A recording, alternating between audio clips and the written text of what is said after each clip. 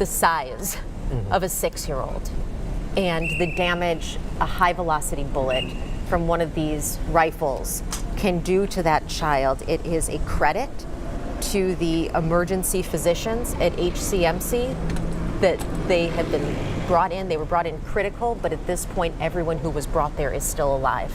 They're treating these children, 11 patients overall. And as Lou talked about, the chief calling this act cowardly, a man who pulled up to a church and fired through the windows at children inside praying.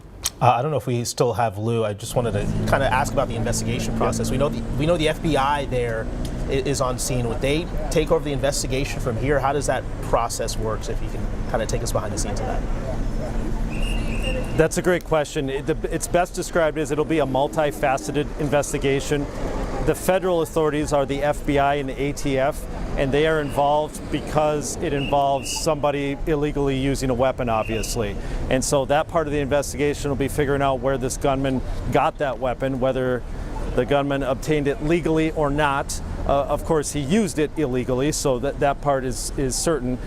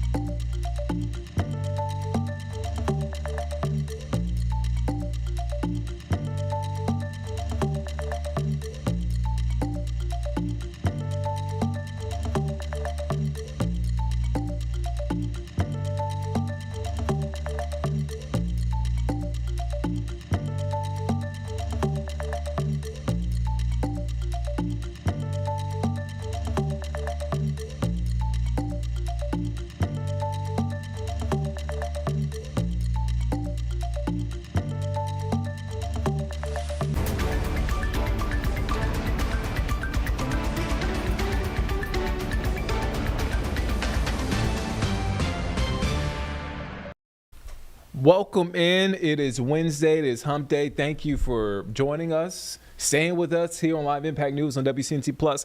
I'm Nick Sturdivant. Carlene is here. Carlene, how are you doing? Just checking in. All right. How are you? I'm doing well. It's been a busy day. A lot happening. I don't want to waste any time because we have some big news that we are coming on the stream with, continuing our coverage with, and it is this a mass shooting at a South Minneapolis church where 2 children were killed, 17 total injured, 14 children injured in that 17 number. 2 again were killed. Again, a very tragic incident. Is 8 and a 10-year-old that were killed. And so let me read you what our content partners at Care 11 are reporting right now. They're continuing their coverage. We'll take you there as soon as we can. So law enforcement on the scene of a mass shooting at South Minneapolis church where 2 children were killed and more than a dozen were injured. The call came in just before 8:30 a.m. their time. Minneapolis police responded to a report of a shooting at a mass at Annunciation Catholic Church on West 54th Street. The police chief there said the worship service was marking the first week of school for children attending Annunciation Catholic School. And that school services kids from pre-K to 8th grade. A very tragic situation. The shooter was armed with a rifle. Let's send it now to our content partners there who have been covering the story since the very beginning. Let's take a listen in. And family are, what we consider family, that they have lifelong bonds. We have some friends right now that don't live too far from there that are in front of the school. And what my daughter told me was that they have mass every Wednesday, and then this is the welcome mass that they have on Wednesday. So the school or the cathedral, the church would have been full of the community as well as all of the children. All of the children would go to mass, and this would be their welcome mass, but they did it every week. So, the only thing we know is what you guys have, others have been reporting someone came in and started shooting. But the point of that, I guess, is that, it could have easily, in a different time been my own children or my friend's children, because all of the kids from kindergarten to 8th grade would be in that mass. This thing touches you, man, in ways, and every time it happens, that same stuff just all floods you, like the same feeling floods you. So I'm not sure what we're going to do, how we're going to do it, but I just think that the amount of gun violence that's happening in this country and the availability, sounds like this person had a rifle. I don't know if it was an AR or what. I've worked on this stuff, since I got back in the community because of gun violence. I worked on it after my sister died. I've worked on it legislatively and professionally, and it doesn't seem to be slowing down.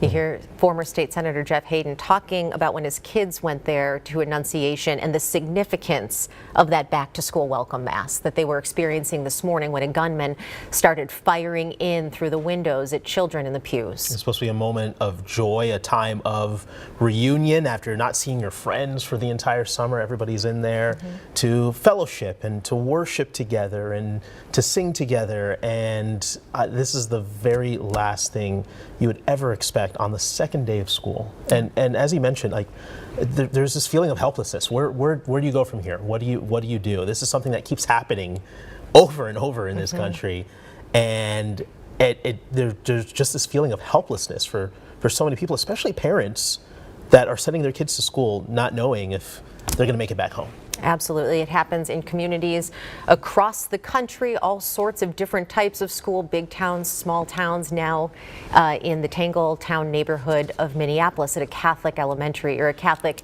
K-8 school there. We are continuing to follow this breaking news with reporters on the scene. We will be checking back with them in a short while. We do want to update you on the conditions of the people who were shot. We know that at least 7 of them were critical when brought in, 9 pediatric patients, 6 between the ages of 6 and 14, 2 adults. That was 11 patients, adds up to 11 patients brought to HCMC, another 6 at Children's Minnesota. Those were told non-critical injuries. And you heard from the Dr. Wyatt, that spoke there a few minutes ago. He was saying that this is the second mass shooting in the last 24 hours. It's enough to deal with one. We had a shooting yesterday where 6 people were shot in broad daylight, brought to the hospital. 1 person died. And now they're having to deal with this on top of that. It strains the resources. And, you know, he kind of spoke to the emotion of it. I mean, as a doctor, you're seeing kids come in with these just horrific injuries, and yet you have to treat them, and you have to work to save their lives, and it's not easy. It's not easy at all. And we are certainly thankful for their efforts. As he said, 11 patients brought in with gunshot wounds from a high-velocity weapon. All of those patients brought to HCMC are still alive. Yes. And so we are thankful to those doctors and nurses and staff there, as I'm sure these families are. Still alive. Unfortunately, some of the wounds they have, those may never heal, Mental, which is great. emotional, Emotional, the trauma. physical. Yeah. Absolutely. Well, speaking of that, our Jessica Hart has been at the school throughout this morning and has witnessed some of these reunifications. So emotional, so trying for these parents who have spent hours just waiting to be reunited with their kids. Jessica, what are you seeing now? Lauren, we got pushed back about a block from where we were earlier this morning. So we were down there by 54th and Garfield. Police asked all of us to move back as they kind of expanded the perimeter of this scene. You can see they're still kind of blocking off all of the entrances to the school, but it's not as many first responder vehicles as we saw earlier this morning. About 3 FBI agents just walked right by us. I asked if they were kind of headed home for the day, and they simply said no. So from that reaction, I could tell that they're going to be here for a while. I also talked with a woman who lives just a few houses down. She was not home during the time of the shooting, but she tells me that her children were, and they heard everything. She says they don't go to school here, they go to Wyndham, and they start school next week. And what's really scaring her right now is just the motive. She wants to know, why would someone do this? Did they go to school here? Did they live nearby? I know those were questions that were asked at the press conference that we're still waiting and working to get an answer on. Right now, the scene over here is really quieted down quite a bit here. We haven't seen really any families walking this way in quite some time as police have expanded the perimeter here. Now they're not letting anyone get in or out of this area, so they are letting vehicles leave. We are right next to a grocery store, Kowalski, so they're letting cars get out, but no one is allowed to come in.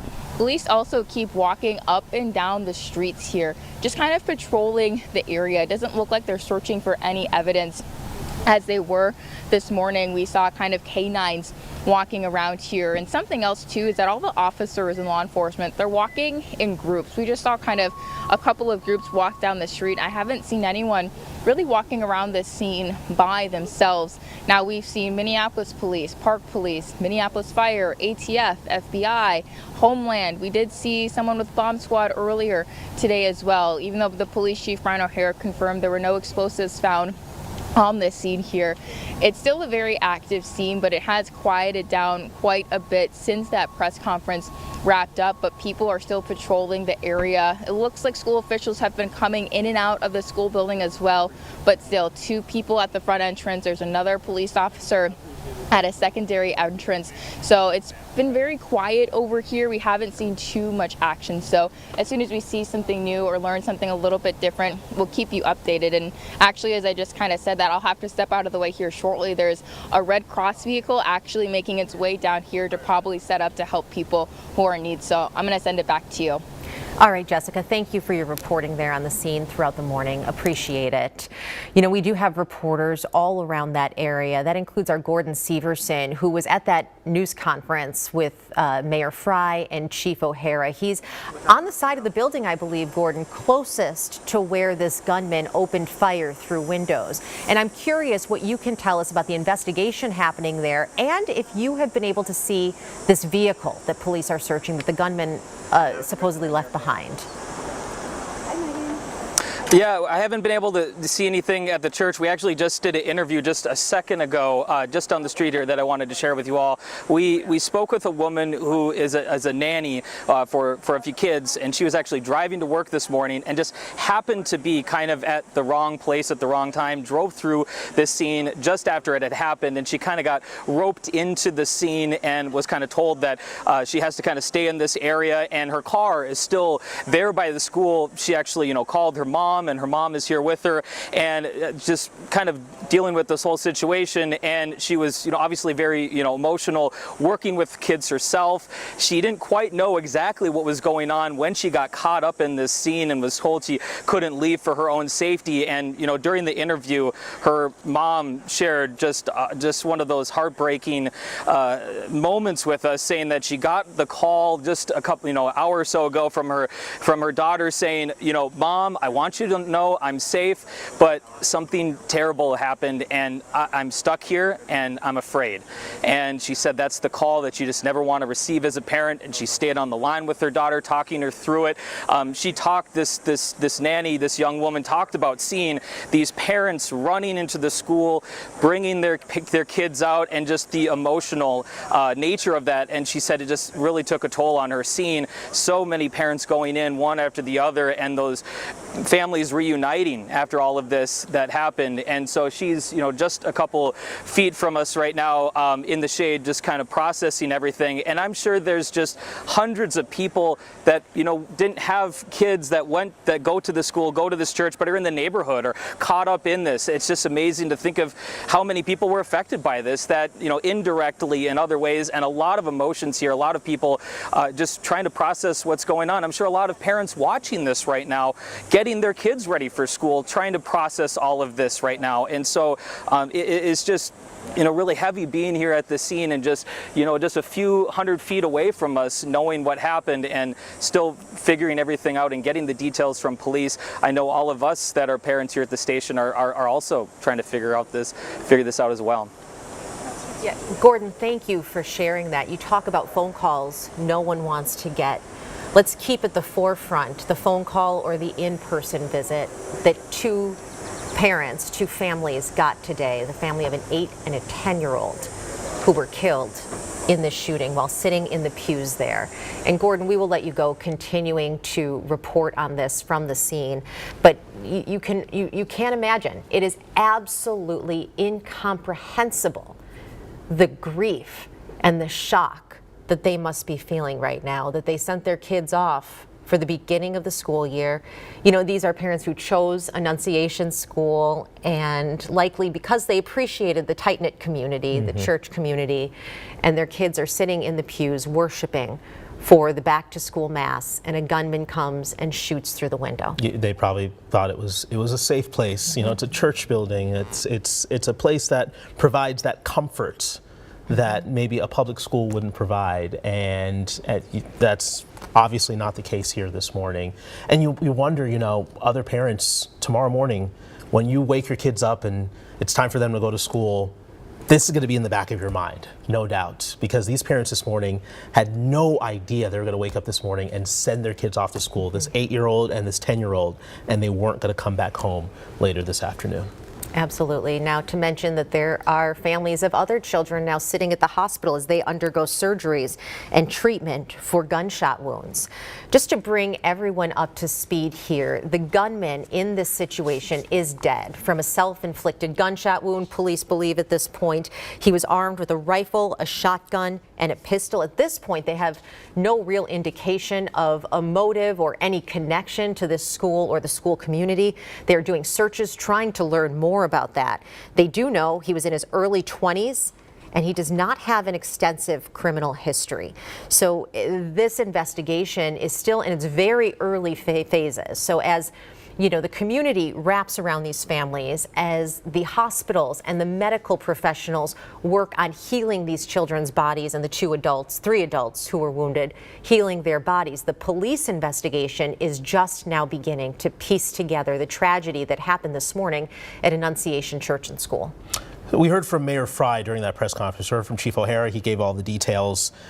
We heard from Mayor Fry to begin the press conference, and I think emotional, is safe to say. I think he was angry. We'll let you hear that and hear what he had to say about the situation. There are no words that can capture the horror and the evil of this unspeakable act. Children are dead. There are families that have a deceased child. You cannot put into words the gravity, the tragedy, or the absolute pain of this situation. We are a Minneapolis family. But to everybody out there, do not think of these as just somebody else's kids. Those families are suffering immense pain right now. Think of this as if it were your own. Every one of us needs to be wrapping our arms around these families, giving them every ounce that we can muster. These were Minneapolis families. These were American families. And the amount of pain that they are suffering right now is extraordinary. And don't just say this is about thoughts and prayers right now. These kids were literally praying. It was the first week of school. They were in a church. These are kids that should be learning with their friends. They should be playing on the playground. They should be able to go to school or church in peace without the fear or risk of violence, and their parents should have the same kind of assurance. I've rarely seen him that emotional. I've been here for about 3 years and seen many press conferences and many statements from him, but you could see just how much this tragedy today was just getting to him. And he talked about how these kids were literally praying. We talk about thoughts and prayers. These kids were literally praying when this happened. Yeah, absolutely, making that point. And it's not just emotion, it's anger. I mean, the fact that this happened in his community to Minneapolis families. And I think that's the feeling so many of us have. You see these situations and people want to know the motive, want to know the why, when in fact there is no rational good reason for this. It's evil. It is an act that should never happen. And Chief O'Hara touched on that as well, talking about this as a cowardly act, as an act of evil. Let's hear what he had to say. This was a deliberate act of violence against innocent children and other people worshiping. The sheer cruelty and cowardice of firing into a church full of children is absolutely incomprehensible. Police officers from the Minneapolis Police Department immediately responded, entered the church, and attempted to provide first aid and rescue some of the children that were hiding throughout the building, while other first responders came and EMS responded to rush victims to nearby hospitals. 2 young children, ages 8 and 10, were killed where they sat in the pews. Their parents have been notified.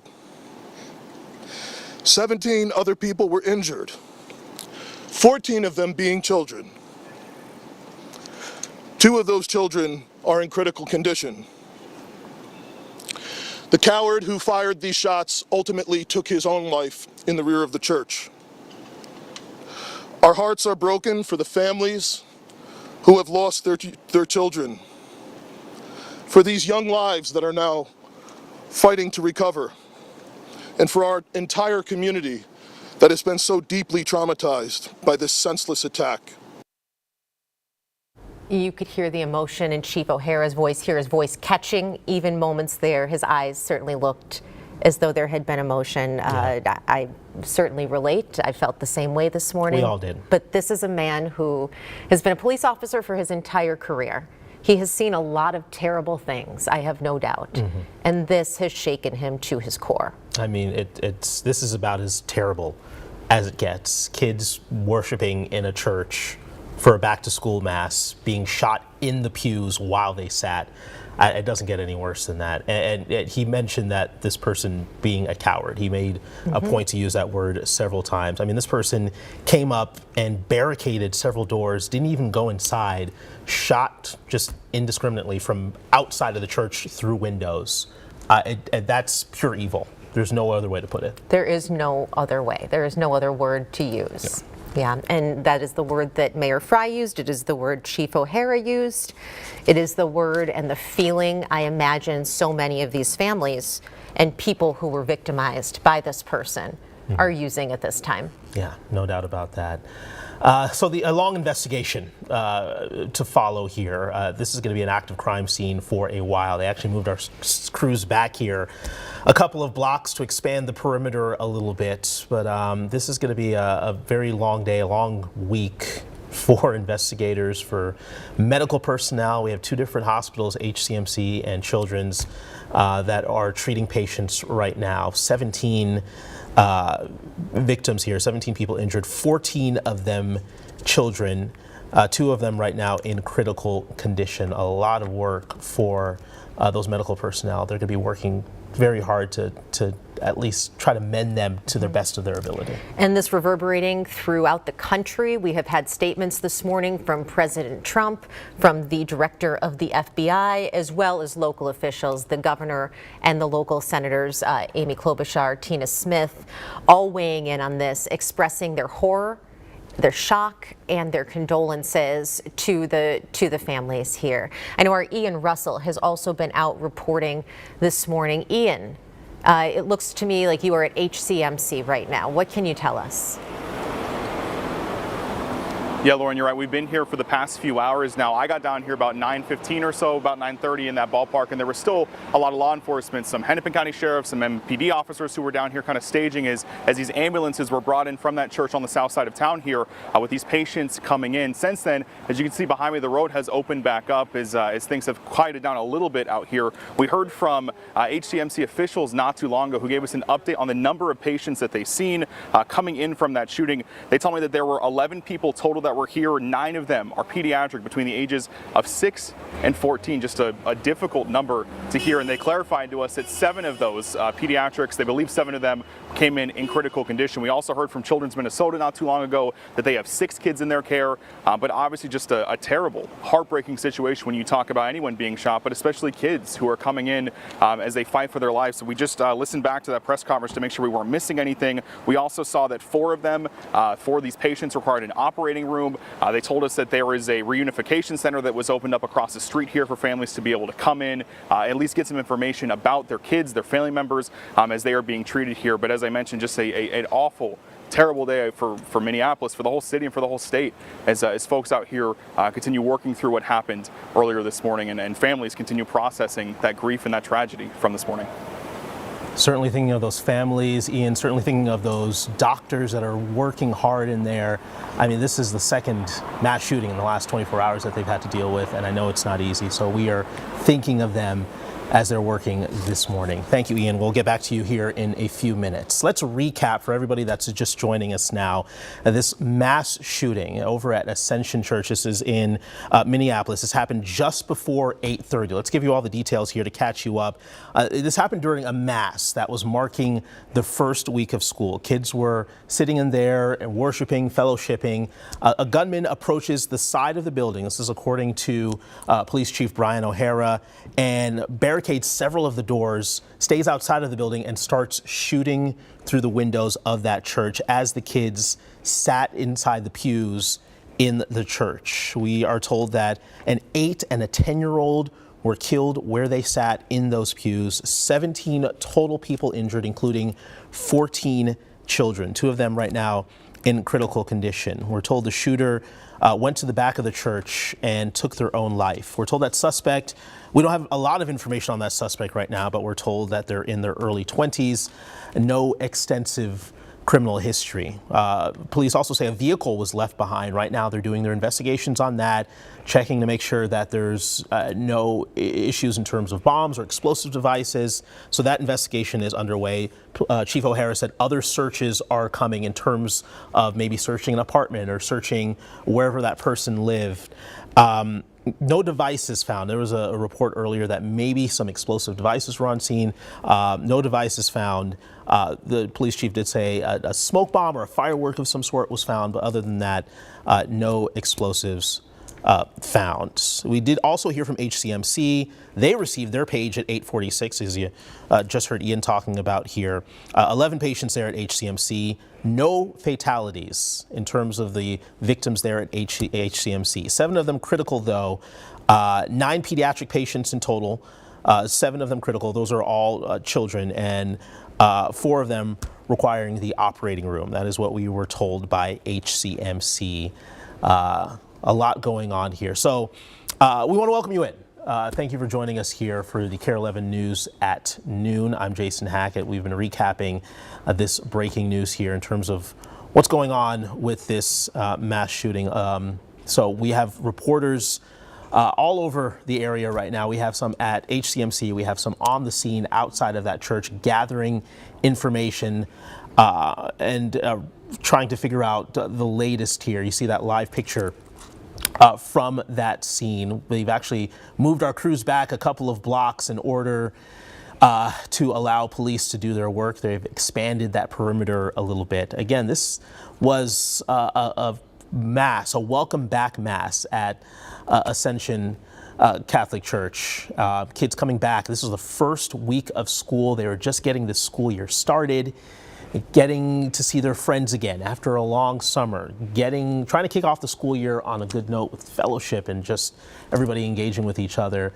This gunman comes up on the outside of the school, starts shooting inside of the windows, killing 2 kids, including an 8-year-old and a 10-year-old. Number of people in the hospital right now. We heard an update from HCMC not too long ago, talking about what they're dealing with. 11 patients there at HCMC, another 6 at Children's. Just an absolute horrible way to start the week here and to start the school year. Mass shootings are not uncommon, unfortunately, here in this country. You never expect it to come to your backyard until it actually does, and when it does, it's absolutely devastating and heart-wrenching. And the mayor said it earlier, families are forever changed, and the entire community is changed with them. Let's bring in our CC Gaines now. Lauren, she's been here all morning, and thank goodness for her. She's been helping us with the coverage. Let's bring in CC now. There's almost no words for what's going on right now. No, and watching the press conference about an hour ago, I mean, Mayor Jacob Fry, he literally said there's no words. This is horrible. I mean, this is something not to be expected when we're going back to school.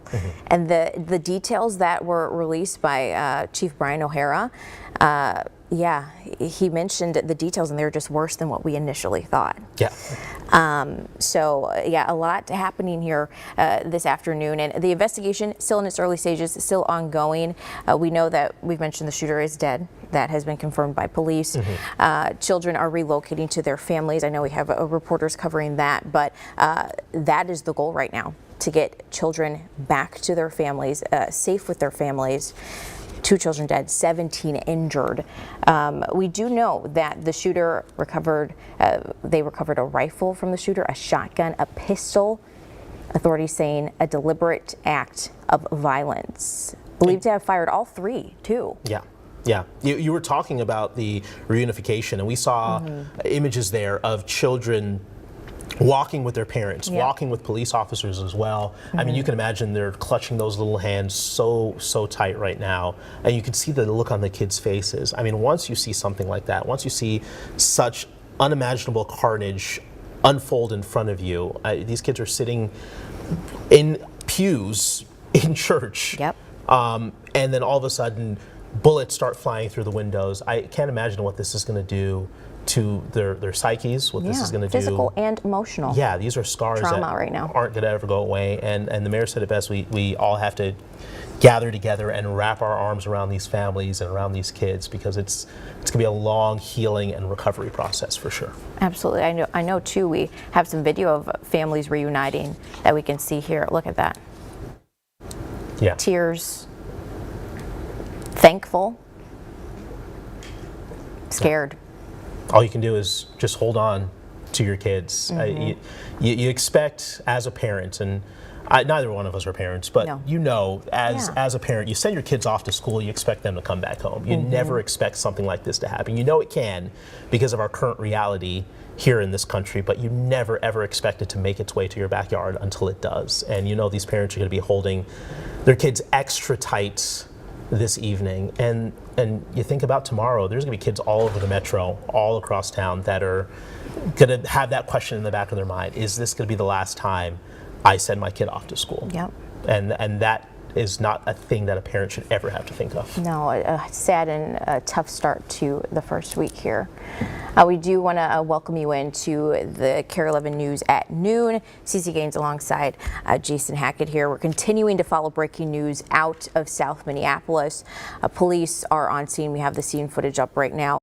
All right, so you're watching Live Impact News on WCNC Plus. I'm Nick Sertivant. Right now, you're watching live coverage from our content partners, from our content partners from KARE 11 in Minneapolis, Minnesota. We're following a heartbreaking story there as we are following a mass shooting at a South Minneapolis church. Here's what we know. You can see it right there from our panel right there on the side. It happened around 8:30 a.m. Central Time. 2 children were killed, 17 hurt altogether, 2 critical.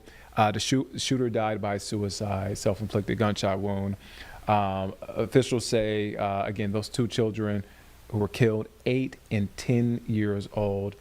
And again, this church, the police chief says the worship service was marking the first week of school for the children attending Annunciation Catholic Church, Catholic school, I should say. And that school is for students pre-K through 8th grade. Now, we have been reaching out to our school districts here. First week of school for a lot of districts, including CMS, Union County, Caldwell, Hickory Schools, Conover. I think Anson too. Anson. And also not even just the first week, for some second, third week for a few districts, but we have reached out. We heard back from York School District 1. I want to read you a statement that they sent us from their public information officer. It reads, quote, "We are deeply saddened by today's tragedy at Minneapolis, at a Minneapolis Catholic school. Our hearts are broken for the students, family, and their community. The safety of our students and staff is our top priority.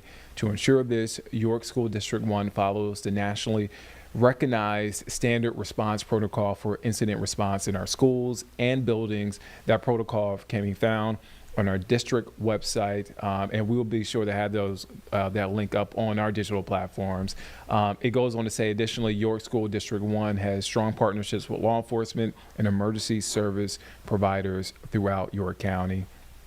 And again, that is from York County, York School District 1. Again, we have been reaching out to school districts throughout our area in response to this tragic shooting in Minneapolis, Minnesota.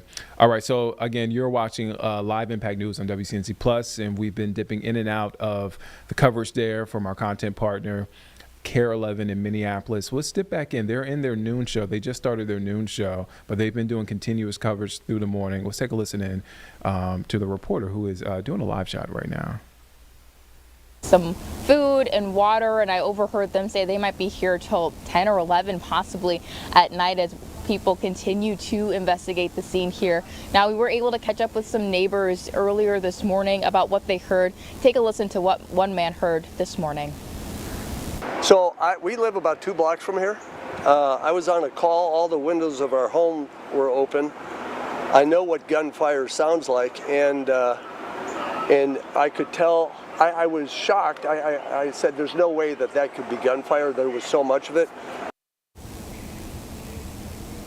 I actually spoke with a grandmother who was outside playing with her grandson, and they were just on the swing when she heard 3 rounds of shots, and she immediately took him and went inside their daughter's house. And then just minutes later, she said she heard several sirens coming down the street, and she actually sent her kids to school here. So for a lot of people in this neighborhood, this is very personal and close. Even if they don't know anyone inside the school, there's a lot of people in this area who have connections to people who do. So as soon as we learn new information about what is happening here, we'll make sure to get back to you. Back to you.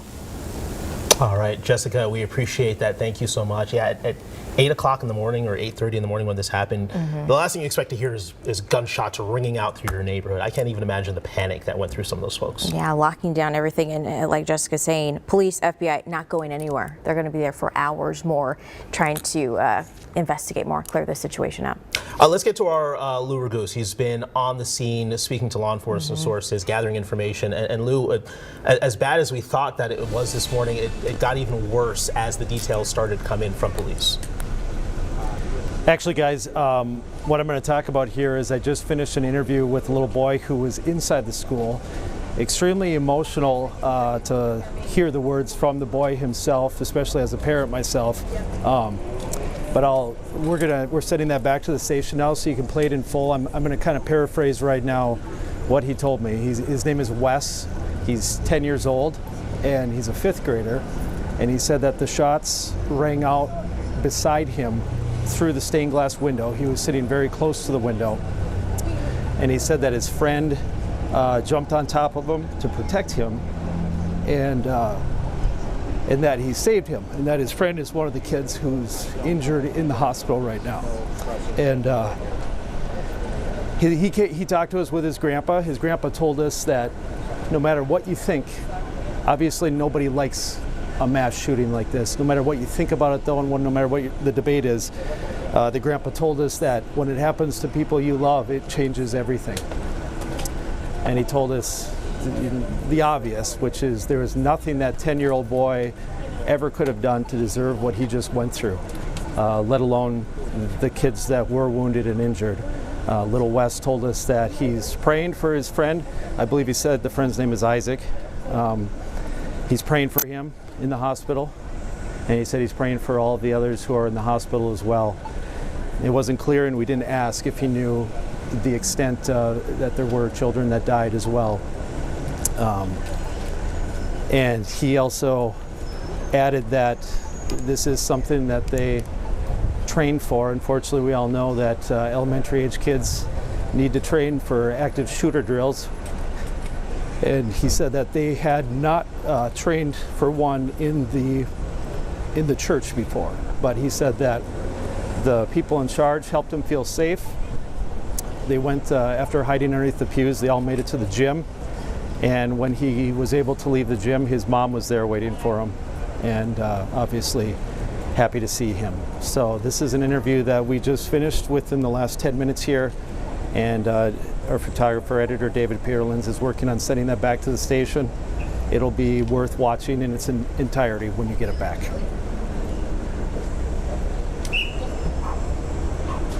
Absolutely heartbreaking. Lou, wow. To have the sense of mind to sacrifice himself and oh my God, I can't. Imagine the stories too that families are hearing when they reunite with their children who were in the school and the church. I mean, this morning we saw parents and guardians waiting for their children to be released by authorities. There you see them. New video into our newsroom of authorities hugging scared parents waiting for their children to be released by officers. We caught this just outside the church. Parents and students were then moved to a reunification zone. That's the right now. Parents were directed to meet with families just down the road at Annunciation School. You can see that in that video there. I know our Audrey Russo is there now. Audrey, what have you seen in this reunification process? Well, right now I actually am set up from a slightly different vantage point. We are right behind the church. It is still blocked off, and I think it's important to note that as we hear some of these emotional sound bites and these emotional stories, it is important to note there is still very much an active investigation going on here at the church. In the last couple of moments, we heard them launch a drone, and we're actually hearing it buzzing overhead right now. What you're looking at is the area where you can see the church, but there's also a parking lot. Earlier from police, we heard that the suspect's vehicle what they believe to be the suspect's vehicle was parked in the parking lot and that they were searching that right now. Now, we haven't seen that vehicle come out through this particular street. We're at the intersection of Harriet and West 55th. But what we have seen just in the last half hour, multiple cruisers coming through this intersection, almost to the point where I'm wondering how many more they can fit in this small church parking lot.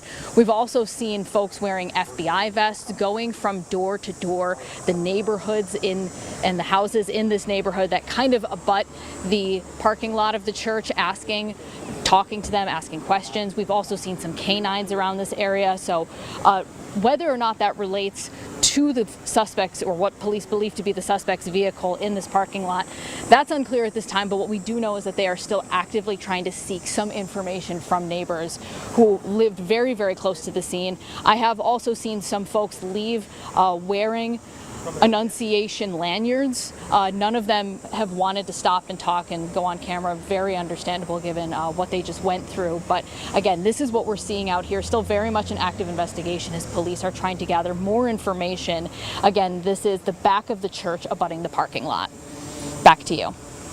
Thank you so much for that reporting, Audrey. Still a lot that we're gathering. Another crucial part of this story is the response from area hospitals. I mean, I know we heard from Hennepin Healthcare not too long ago, and one of the doctors mentioned that they're trained for things like this, but you don't expect it to happen, but they were prepared.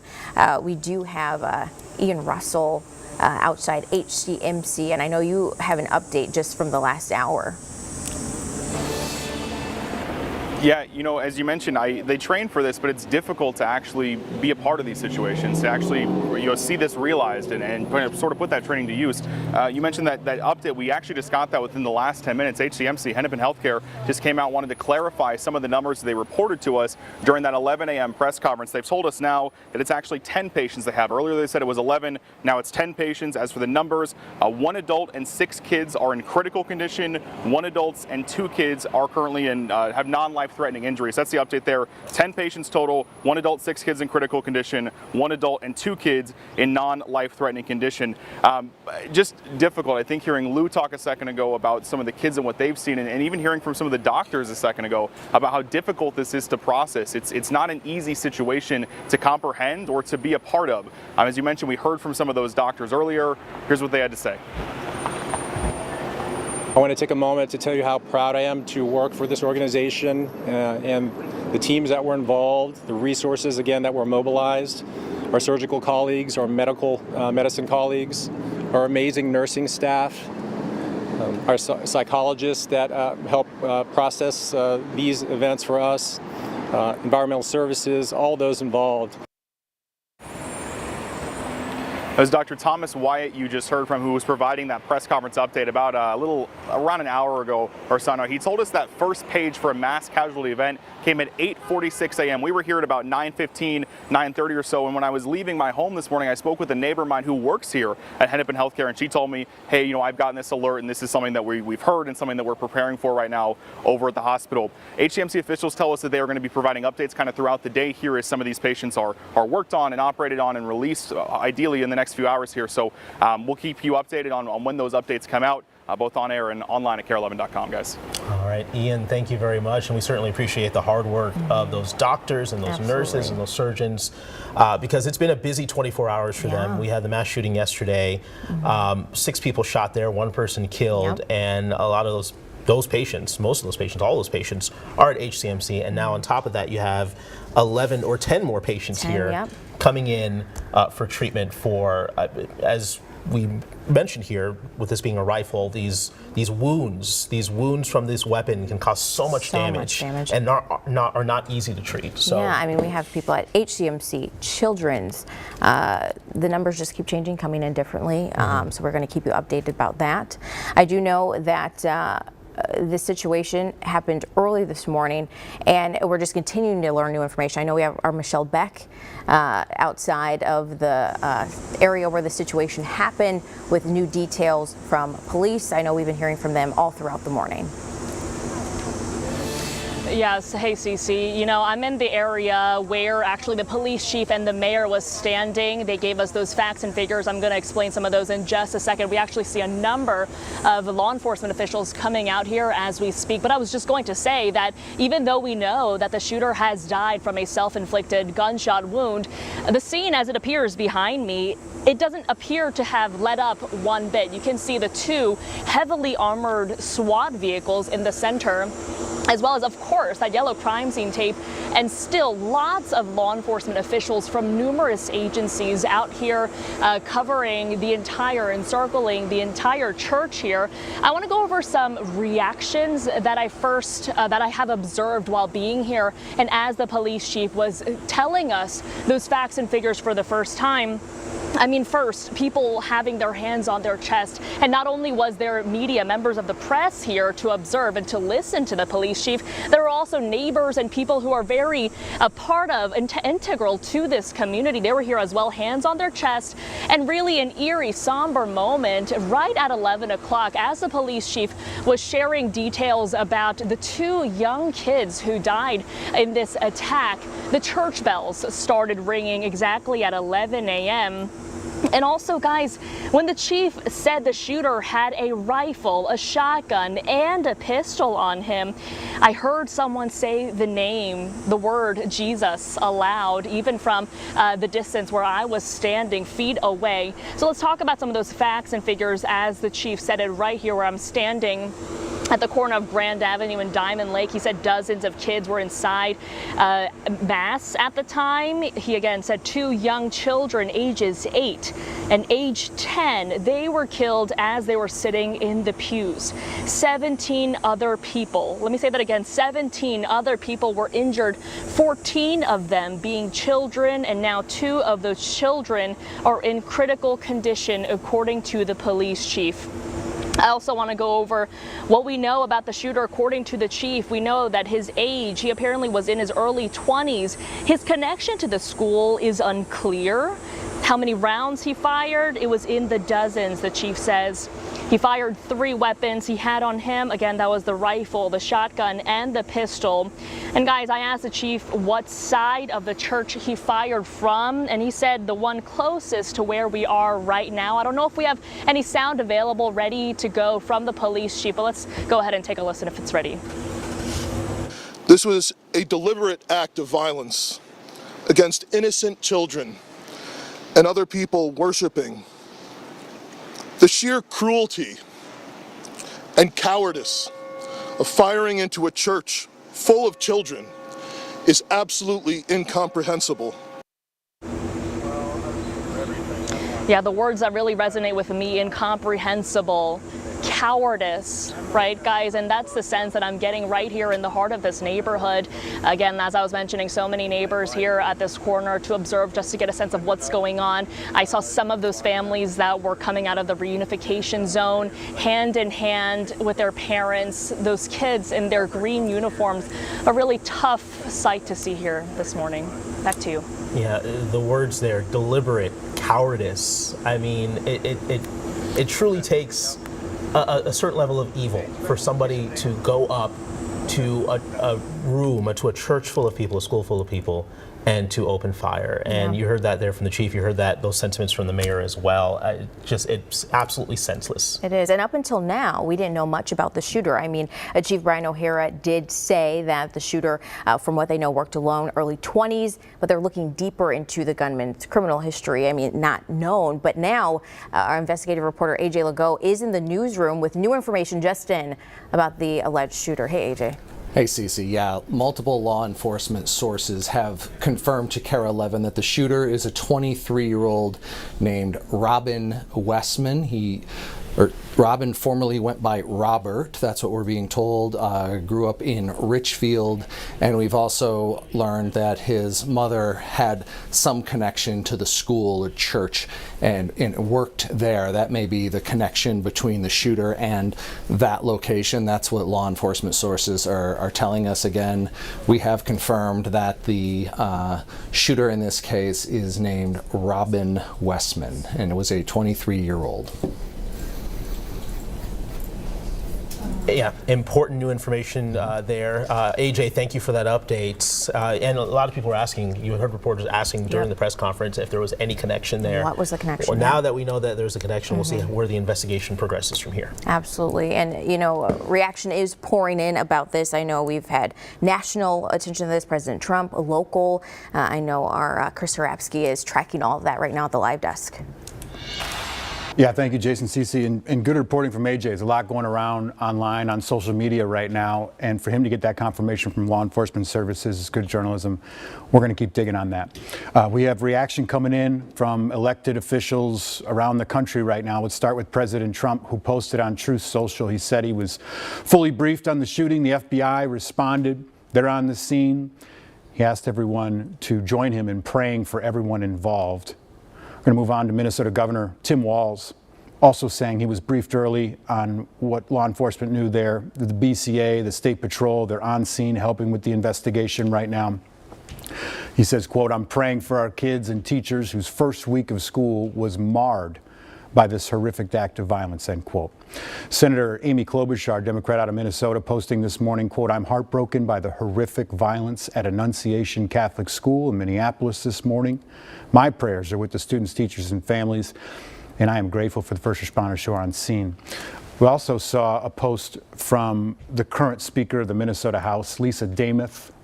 And to put that into context, she's fresh off we're all fresh off the violent tragedy that killed Speaker Emerita Melissa Hortman, her husband, injured State Senator John Hoffman and his wife. Demuth asking for prayers for all there, including children, families, staff, first responders. Another former lawmaker I spoke with, State Senator Jeff Hayden, represented Minneapolis a few years ago. You often see him representing us on election coverage. His children went to the K-8 school at Annunciation Church in the early 2000s, and he described to me what the community is like there, and he described them as family. It's that tight-knit of a school there. Here's his reaction to the violence there this morning. My daughter went there from the 1st to the 8th grade in the 2000s. She's 24 now, almost 24. My son went there for middle school. So we have a lot of friends and family, or what we consider family, that they have lifelong bonds. We have some friends right now that don't live too far from there that are in front of the school. And what my daughter told me was that they have mass every Wednesday, and then this is the welcome mass that they have on Wednesday. So the school or the cathedral, the church would have been full of the community as well as all of the children. All of the children would go to mass, and this would be their welcome mass, but they did it every week. So, the only thing we know is what you guys have, others have been reporting someone came in and started shooting. But the point of that, I guess, is that, it could have easily, in a different time been my own children or my friends' children, because all of the kids from kindergarten to 8th grade would be in that mass. This thing touches you, man, in ways, and every time it happens, that same stuff just all floods you, like the same feeling floods you. So I'm not sure what we're going to do, how we're going to do it, but I just think that the amount of gun violence that's happening in this country and the availability, sounds like this person had a rifle. I don't know if it was an AR or what. I've worked on this stuff, since at least since I got back in the community because of gun violence. I worked on it after my sister died. I've worked on it legislatively and professionally, and it doesn't seem to be slowing down. Yeah, former State Senator Jeff Hayden, they're talking about how his best friend was killed in gun violence in the 90s here in Minneapolis. His sister, innocent bystander in Atlanta, killed the gun violence, and sort of these feelings are coming back up now with this tragedy today. Jason Cece, let's go back to you.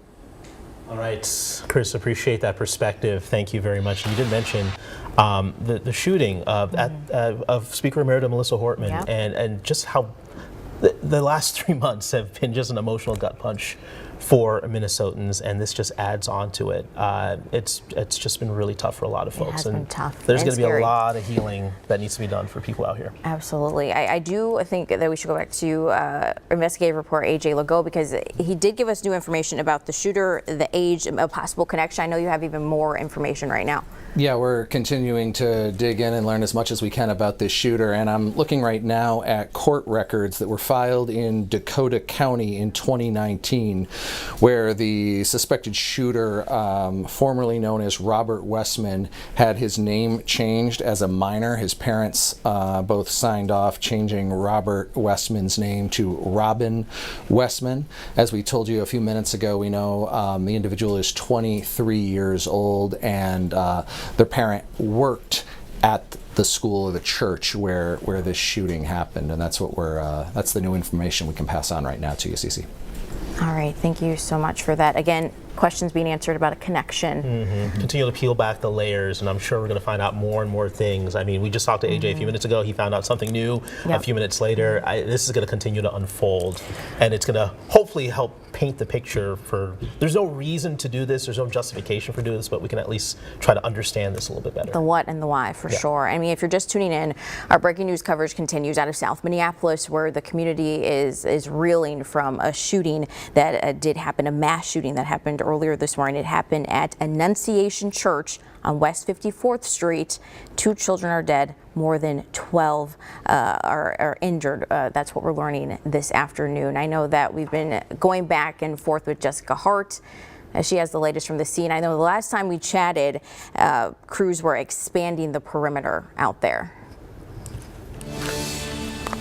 Yes, Cece, crews have expanded the perimeter at least a couple of blocks here. We were able to kind of find a corner that they had sectioned off, so we were able to get a little bit closer back to the scene here. But as you can see, it's quieted down quite a bit here. I mean, there are still several police cars out front of the school, all of them with their lights on and flashing. There's also still police officers posted outside of the front here of the school. We still see officers walking around with canines as well here as they just kind of patrol the perimeter. We've also seen some community service officers out and about walking around just trying to answer questions. Now those are uniformed officers, but they're not armed, but they're just kind of helping secure the scene here. Now, CC mentioned earlier what we know so far. 2 children are dead. The Minneapolis Police Chief Brian O'Hara says that those 2 kids are just only 8 and 10 years old. They were just sitting in the pews during mass when a gunman approached from the outside of the building just before 8:30 this morning and started firing through the windows. Now, police this morning told us that 17 people were hurt. 14 of them were kids, and we knew from a press conference earlier this morning that at least 2 of those kids are in critical condition. Now, the scene remains to still be very active. We've overheard some officers say they could be here until 10, maybe 11 o'clock tonight, so there's no indication that this scene is going to wrap up anytime soon. The American Red Cross also arrived on scene just to provide any services to people kind of lingering in the area. But a lot of the people who were out here this morning just kind of watching everything unfold have since left. Many of them live nearby. Some of them even heard the gunshots, and they just wanted to see what was going on, if there was anything they could do to help. There's actually one woman who was just kind of out walking her dog, and she asked the officers if it would be okay if she went and laid down some flowers. And so she went over to the Annunciation Church and School sign, and she laid down a bouquet of flowers just on her walk. She didn't say anything, she didn't want to talk, but she just wanted to show her respect here, or pay her respects rather, for the 2 kids who have lost their life.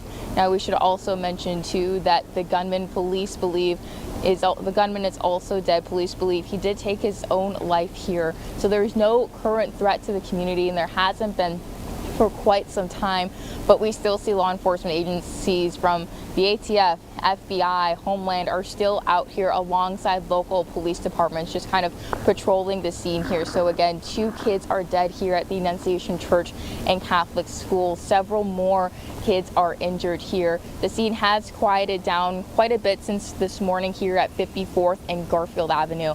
As soon as we learn new information, we'll make sure to bring it to you. Back to you.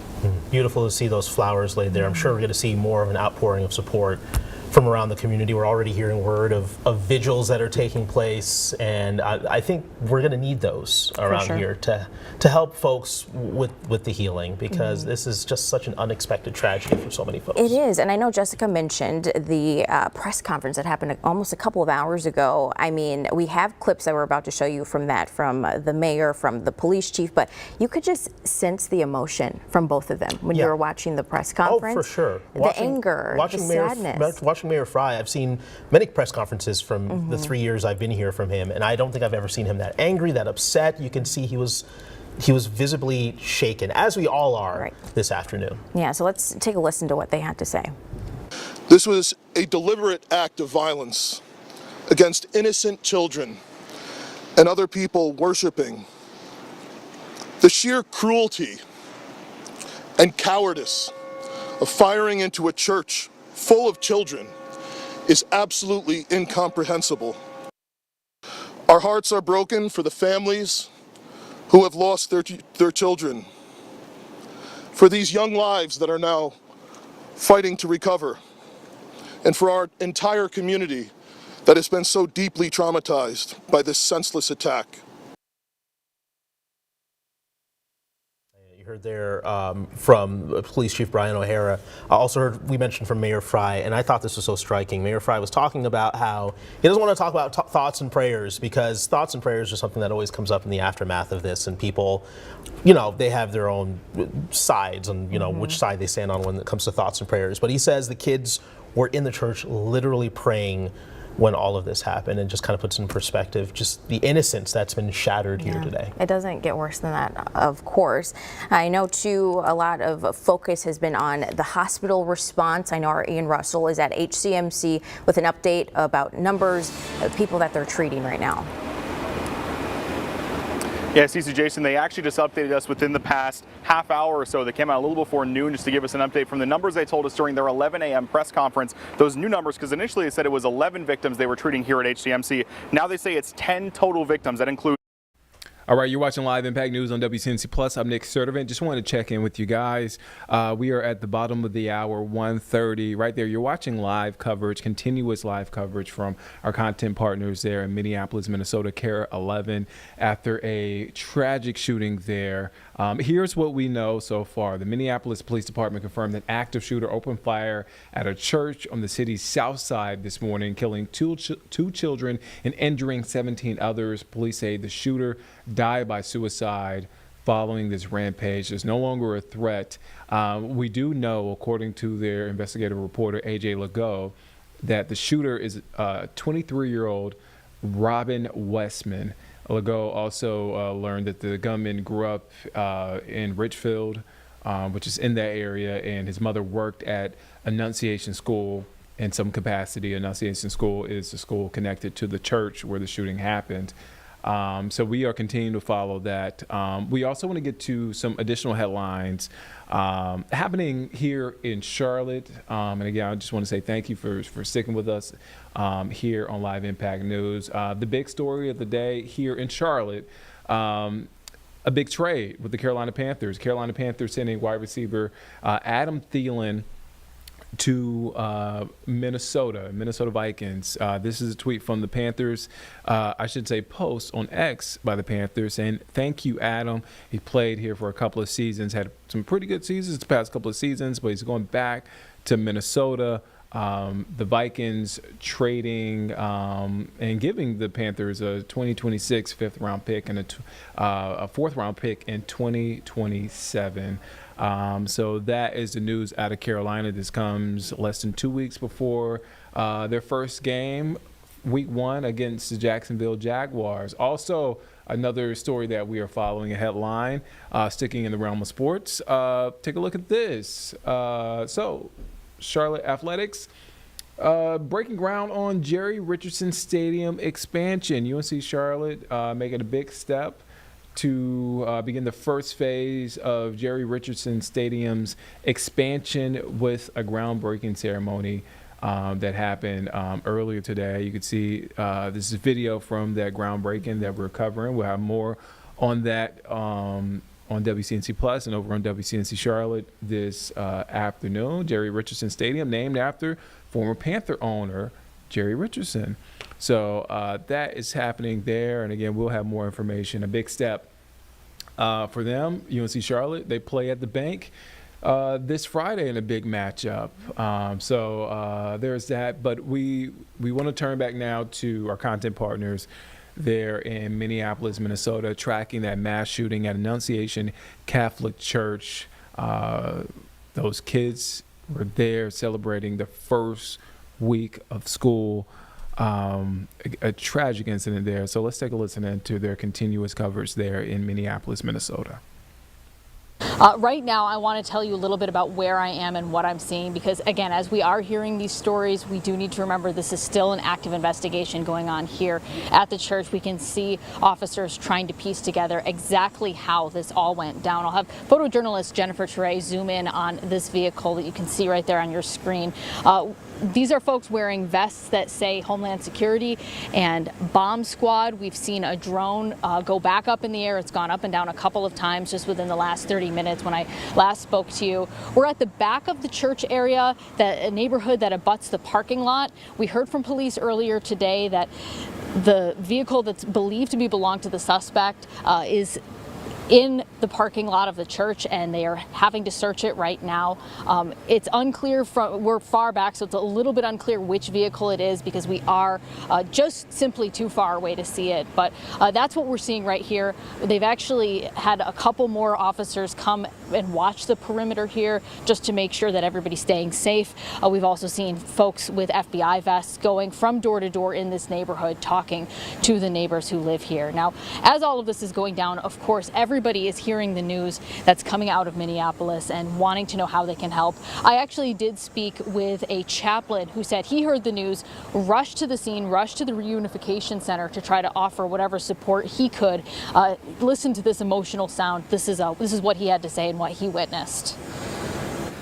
And then down in the basement, they're reuniting the children with the parents.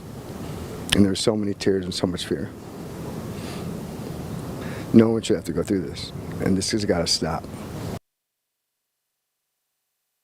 And again, back out here live, this is still very much an active situation. We are seeing cops go from car to car on either side of the street. We're seeing officers, local and federal, just swarming around the area trying to piece together exactly what happened here. Again, this is the back of the Annunciation Church, abutting the parking lot. Earlier today in the press conference, we did hear that the suspect's vehicle was possibly left there. So we're going to stay here. We're going to continue to report what we're seeing. We have not seen any vehicle be towed away yet, but we have seen a lot of cruisers and a lot of cars go in behind this crime scene tape behind me to help assist in the investigation. Back to you. Yeah, thank you, Audrey. I know that when we were speaking with Jessica, she mentioned that crews are going to be out there probably until late into tonight, but I'm glad we're at the point in this where families can reunite. I think that's super important to point out here. Let's get back to our Lou Ragoose, who is on the scene this morning. And I mean, we're going to hear so many stories coming out of this. That story that you told Lou a few minutes ago was just absolutely gut-wrenching. Yeah, and I'll reshare that for anybody who's just joining us. Just give you some of the background reporting that's going on right now. You know, we're starting to receive some names, but we're really confirming, making sure that we have the right confirmation before we start reporting some of these names of both the deceased and those who are wounded in the shooting today. Some additional information about this shooter. AJ and I each independently confirmed the identity through sources. And I just confirmed where this shooter was living, which was on Lyndale Avenue, but it was 3 or 4 miles south of here in Richfield, actually. And so there'll be a lot more information on that coming out within the next few hours. Now back to that heartbreaking interview from a brave little boy who came up to us with his grandpa and his parents to tell us about what it was like to be inside the building during that shooting. And we've sent back the video, and our editors there are getting it prepared to show on TV. So as soon as you have that, please interrupt me and let me know. But for now, I'll just kind of paraphrase some of what he said. His name was Weston, and he said that he was sitting very close to the stained glass window in the pew at their mass that they were all in the church for this morning when all of a sudden a shot went off. He wasn't sure what it was. He thought even that he felt gunshot powder on his neck. He felt a hot sensation on his neck. But then his friend jumped over him to protect him as they went to hide underneath the pews. His friend was wounded and is currently at the hospital. And then he said that they hid under the pew as the shots were going off. Eventually they were able to run to the gymnasium where the teachers and administrators and everyone helped them feel safe until they were able to be released, and his mom was waiting for him outside for him when he was able to leave. And so he said that he and his family are praying for his friend along with all the other victims that are in the hospital right now. And his grandfather shared a couple remarks about how having one of these incidents happen to somebody that you know changes your outlook on everything. And those were his words to us, which we also have on camera, so we'll turn those around and share those with you throughout the day as well. All right, we'll try to get that sound to everybody as soon as possible, but no 9 or 10-year-old should ever have to go through that. That is just absolutely gut-wrenching. Lou, thank you very much. Now, we've heard so many heartbreaking stories. We've gotten continuous updates about from health leaders about that situation. We've heard from Audrey multiple times about the reunification process.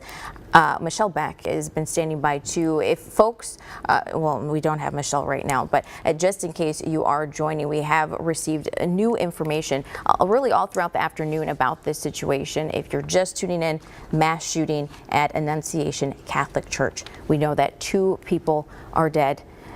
17 others are injured. The 2 dead children. Yeah, 8-year-old and 10-year-old that won't be going home to their parents tonight. Now, the gunman, I know we were speaking with investigative reporter AJ Legault, 23-year-old, has a connection to the school. His mother, I believe, he mentioned. Yeah, his mother. And lived not too far away from the scene. So obviously a lot more is going to come out once we start talking to neighbors, once investigators start talking to neighbors and people that knew him, going to paint a better picture of who this person was. Yeah, we do too. I do have questions. I mean, we're going to keep learning about the shooter, but I do know that police mentioned rifle, shotgun, pistol. Had all 3 of those while this act was being committed. Still trying to learn if he was lawfully carrying. That is a big question. Let's get it back out to Michelle. I think we do have her up. Do you have any new details from the scene? I know you've been chatting with investigators and different folks like that. I mean, just in the last 2 minutes, Cece, I was talking with one of the chaplains, one of the 3 chaplains from the city of Hopkins. He was here just as he was leaving the scene. I stopped him and I asked him, sir, what happened in there? What did you do in there? And he said he just sat with the families and just listened. I asked him, I had the chance to ask him just one more question about hope. How do you give people hope? What is a word of hope that you can give them in these troubling times? And he just said, if you know Christ, that is, you have the way forward, essentially is what he was telling me before he had to run off. I want to get to some video right now of the scene earlier in the day, just because where we are right now, this is the media staging area where the police chief was able to give us the nuts and bolts of what happened. Most importantly, dozens of kids were inside morning mass at the time of the shooting. 2 young children, they were ages 8 and 10. They were killed when they sat in the pews. 17 other people were hurt, 14 of them being children, and 2 of those children, the police chief says, are in critical condition. So how did all this unfold? Well, the chief says during the morning mass, the gunman approached on the outside, on the side of the church closest to where we are right now, that's at Grand and Diamond Lake, and he began firing a rifle through the church windows, towards the children sitting in the pews. Through the windows, the shooter was apparently armed with a rifle, a shotgun, and a pistol. He used all 3. Why don't you get closer, Adam? Come with me. As we just get closer to the scene, we saw law enforcement officials. We see them right now coming past this yellow crime scene. In the last 30 minutes or so, we've seen a lot of movement in and out of this crime scene, definitely way more than what we have seen before. you know, it's too early to say that anything has lifted. However, things are constantly changing. Generally, we do notice very, very early on in the investigation. We are waiting for extra word from the police chief or anybody else, any authority later today. But for now, these are the latest of what we have. But do take a listen to earlier in the day, about an hour ago, I believe this sound is ready for us, the chief talking about what happened to the shooter. A lot of new details coming in from Michelle. Thank you so much for that. So I know too, we're getting new updates from AJ, correct? Or AJ or Lou? Or? We're going to Lou next. Oh, Lou, okay. And Lou, do you have that? Oh, yeah, we're going to get to Lou here in a second. We do have some updates. While we wait, here we do have an update. That's what we were reading. So Children's Minnesota did give us an update not too long ago, just a couple minutes ago. So today, 7 children. That's an update from what we had. We initially had 6. Yes. So 7 children between ages of 9 and 6 were admitted to hospital for care because of the incident. 1 patient, they're telling us, has been discharged. So good news there. That is good news there. They say our thoughts and prayers are with the victims, their families, and loved ones in our communities who are impacted by yet another senseless act of violence, which we have mentioned. It's been a crazy 24 hours, not only for Children's, but also HCMC. At HCMC, we had 3 shootings in the span of about 16 hours. We had a mass shooting yesterday around 1 o'clock in the afternoon, another shooting at 10 o'clock at night, both of those shootings deadly, and then another shooting just this morning at around 2 o'clock. So 3 deadly shootings in the span of 16 hours or so, and then you have this on top of it. It's a lot for the community to deal with, and a lot for medical professionals to deal with as well. Absolutely. I do know that we have Lou. We have Lou back with an update. I know we just came to you, but what can you tell us? Yeah, if you guys have that interview clip ready to play, just to set it up, this boy named Weston approached us with his grandfather, and his parents were a little bit behind him here and wanted to share what happened inside the church as the shooting happened. So if you have that ready to go, just go ahead and play it through. Yeah. Did you get reunited with your parents? Yeah, my mom was waiting outside of the church when it happened. Yeah. And then what was it like seeing her?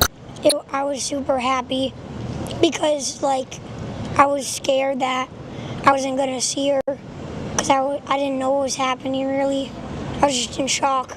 And was it behind you where it was happening, or in front of you, just kind of? It was, like, right beside me. I was, like, 2 seats away from the stained glass windows. So they were, like, the shots were, like, right next to me. That's scary. Yeah. You went under the pew after that happened? Yeah. And Is that what everyone tried to do? I think I got, like, gunpowder on my neck. Yeah. When you heard the shots, what went through your head? I was like, the first one, I was like, what is that? I thought it was just something. Then when I heard it again, I just ran under the pew. And then I covered my head.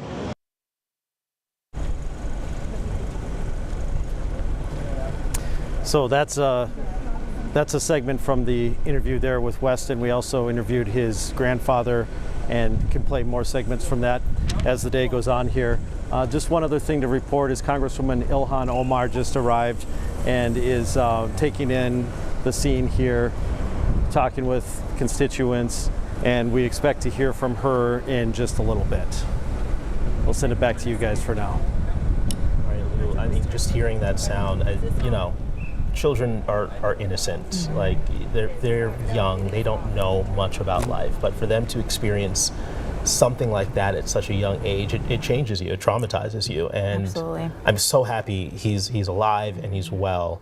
But I mean, that's something that is going to be tough to get past. And hearing too for the first time from one of the children inside, the gunpowder on the neck, it's too sad. So much. I do know too, I believe we have Jessica Hart next. I know that the law enforcement, healthcare leaders, they're going to have a long day. We've mentioned that multiple times. Has there been any progress out at the scene from what we last talked to you about? I know you were saying they're expanding the perimeter. The FBI is there too. What do you know about that? Yeah, Cece, they're still investigating this scene here. They have kind of expanded and changed the perimeter a few different times just to kind of give their crews an area and space where they can come to get some water and food. They can put the American Red Cross vehicle. So right now we're actually kind of standing in the Kowalski's parking garage, just kind of looking on at the scene here. Not much has really changed. They still have people kind of guarding the front entrance of the school. We did see some people earlier with lanyards standing outside the front who look like they worked at the school, just kind of standing talking with each other for about 5 minutes or so, and then they left. But we just heard that sound from that kid, and all morning I've been seeing parents reunite with their children and just seeing their faces, just the blank stares, the fear in their eyes. They all look so incredibly scared, and then you look at their parents and they're equally as emotional and scared, but also there's a sense of relief that their child was okay and they were able to come here and safely get them home. Now, as these people were kind of leaving the scene, they kind of all walked in the same entrance, escorted by police, and police escorted them out. But then once they got beyond the crime scene tape, they all kind of just dispersed and went to wherever their vehicles were. Several of the parents, I actually don't think I saw any parent not holding their child, at least their hand or their shoulders, on the way out. And that goes from kids who look like to be toddlers to teenagers, just wanting their kids to be close and near to them. Now, there was a lot of people in this area earlier this morning. It's since thinned out a lot. There's still a few people who come by and just take a look into this scene to see what is happening. And it looks like we have a group of law enforcement officers, FBI, it looks like, walking around back. Now, I've been told by people who live nearby and have had kids who go to the school that back over there is kind of where the gym was, and that seems to be where they were holding the kids until their parents were able to come and pick them up. But just sporadic movement here. Nothing too big has happened here within the past 30 minutes or so. Police officers are still here. Some officers are coming as some officers are also going here. So it's just been really quiet now. There was one woman who was out walking her dog who did lay down some flowers over by the school sign. Now, officers did let her kind of cross that tape to do that. She didn't really say anything, but she just wanted her respects to be known. Back to you.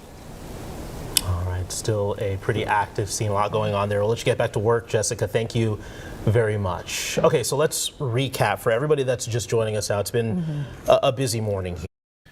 All right, guys, we are nearing the top of the hour. It's 1:50 here on Live Impact News on WCNC Plus. Thank you for staying with us here as we continue to track this breaking news here and more of a developing story here in Minneapolis, Minnesota that nationally everybody has their eyes on right now. And this is the mass shooting at a church there in the south side of Minneapolis. So here's what we have so far from our content partners at KARE 11 in Minneapolis, Minnesota.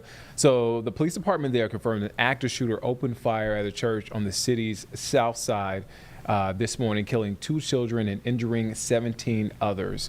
Police say the shooter died by suicide following this rampage. There's no longer a threat. There hasn't been a threat for hours at this point.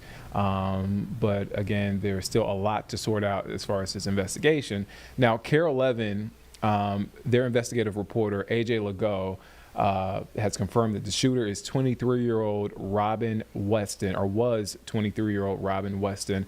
Legault also learned the gunman grew up in Richfield.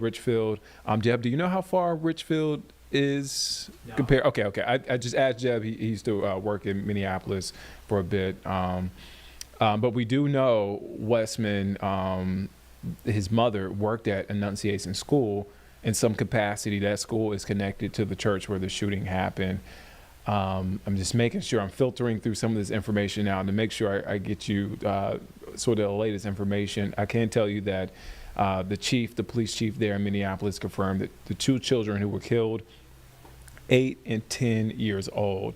Another 17 suffered gunshot wounds, and 14 of those who had gunshot wounds were students. And 2 critical condition. We did get moments ago, one of those kids have been discharged from the hospital. So a bit of good news and such a tragic story there. So that's what we have so far.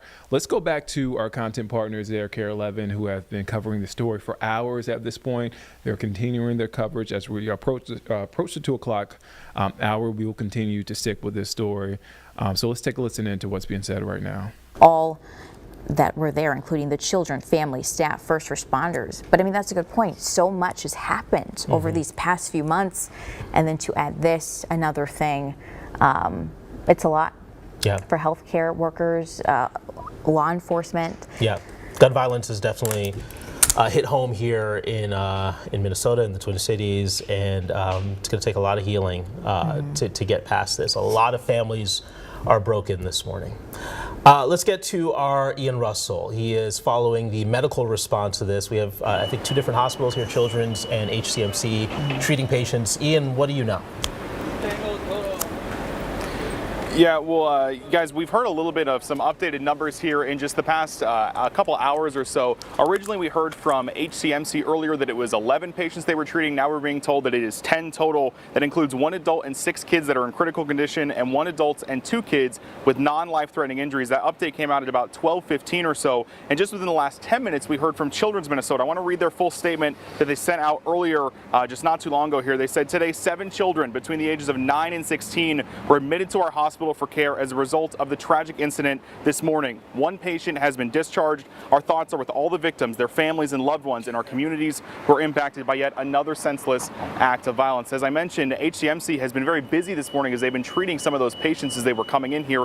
Things have since gone a little bit back to normal. Officials from the hospital tell us that there's a reunification center set up across the street for some of those families to meet up with their loved ones here as treatment is still being done. We did hear from doctors this morning who talked about some of their process and getting ready for this incident when the initial calls came in. Here's what they had to say. I want to take a moment to tell you how proud I am to work for this organization and the teams that were involved, the resources, again, that were mobilized, our surgical colleagues, our medicine colleagues, our amazing nursing staff, our psychologists that help process these events for us, environmental services, all those involved. Again, for an update from Children's Minnesota, that's now 7 kids they're treating between the ages of 9 and 16. HCMC says 1 adult and 6 kids in critical condition, 1 adult and 2 kids with non-life-threatening injuries. They've told us that updates will kind of come throughout the day here as these kids and these adults are being treated for their injuries. We'll keep you updated as those updates come out, guys. Back to you. All right, Ian Russell with the very latest here. Thank you very much. And as we've been mentioning all morning, HCMC is already busy at work because they've had several shootings here over the last 24 hours, including a mass shooting yesterday in broad daylight at 1 o'clock in the afternoon. 6 people shot there. And so they've been treating those patients, and now you have 10 more patients coming in to be treated today for what are sure to be horrible wounds because a rifle was used, and those rifles really rip through and cause a lot of damage, as we heard from doctors earlier. So it's going to be a long day here for those doctors, for those nurses, for those surgeons, and we're certainly thinking of them as they work to mend these folks back up. Long day, high stress. I know during one of Jessica Hart's live shots, she mentioned visuals, people coming to give flowers, people just feeling horrible about the situation. Our caller Halt messaged us about a visual that's happening in just a few hours at Lutheran Church of Christ the Redeemer. They posted on social media saying this shooting this morning as the Annunciation community gathered for the first Mass of the school year has left us heartbroken and horrified. They're having a vigil at 7 o'clock tonight in their sanctuary so that the community can come together tonight. We have the statement just in from Children's Minnesota as well. Today, 7 children between ages 9 and 16 were admitted to our hospital for care as a result of the tragic incident this morning. 1 patient has been discharged. Our thoughts are with all the victims, their families, and loved ones in our communities who are impacted by yet another senseless act of violence. And they said that term, yet another senseless act. It's been a pretty violent year.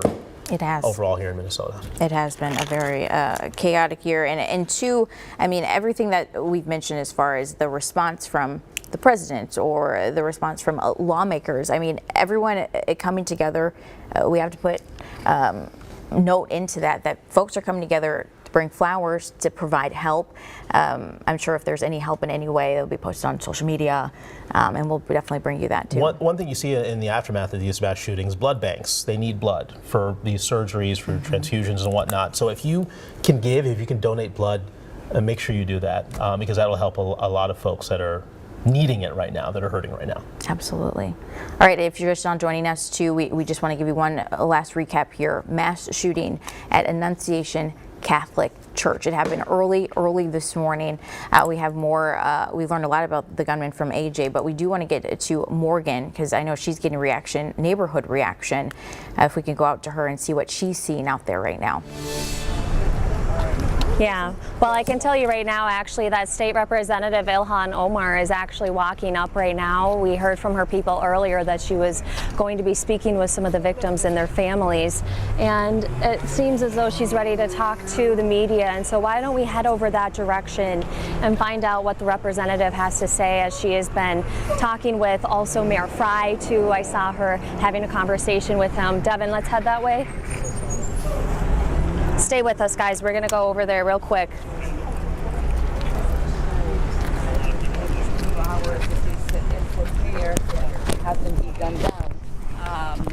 Is just unspeakable horror.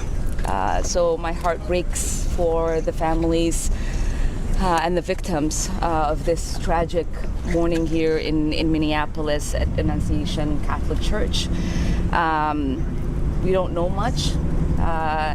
We know that the assailant is dead, and we are going to learn more about motives and what more can be done to make sure that we avoid tragedies like this. But at this moment, I just want to hold the space for prayer for the families and the victims of this tragic event. Have you had a chance to speak with school leadership yet? I have not. We know that that's what I attempted to do.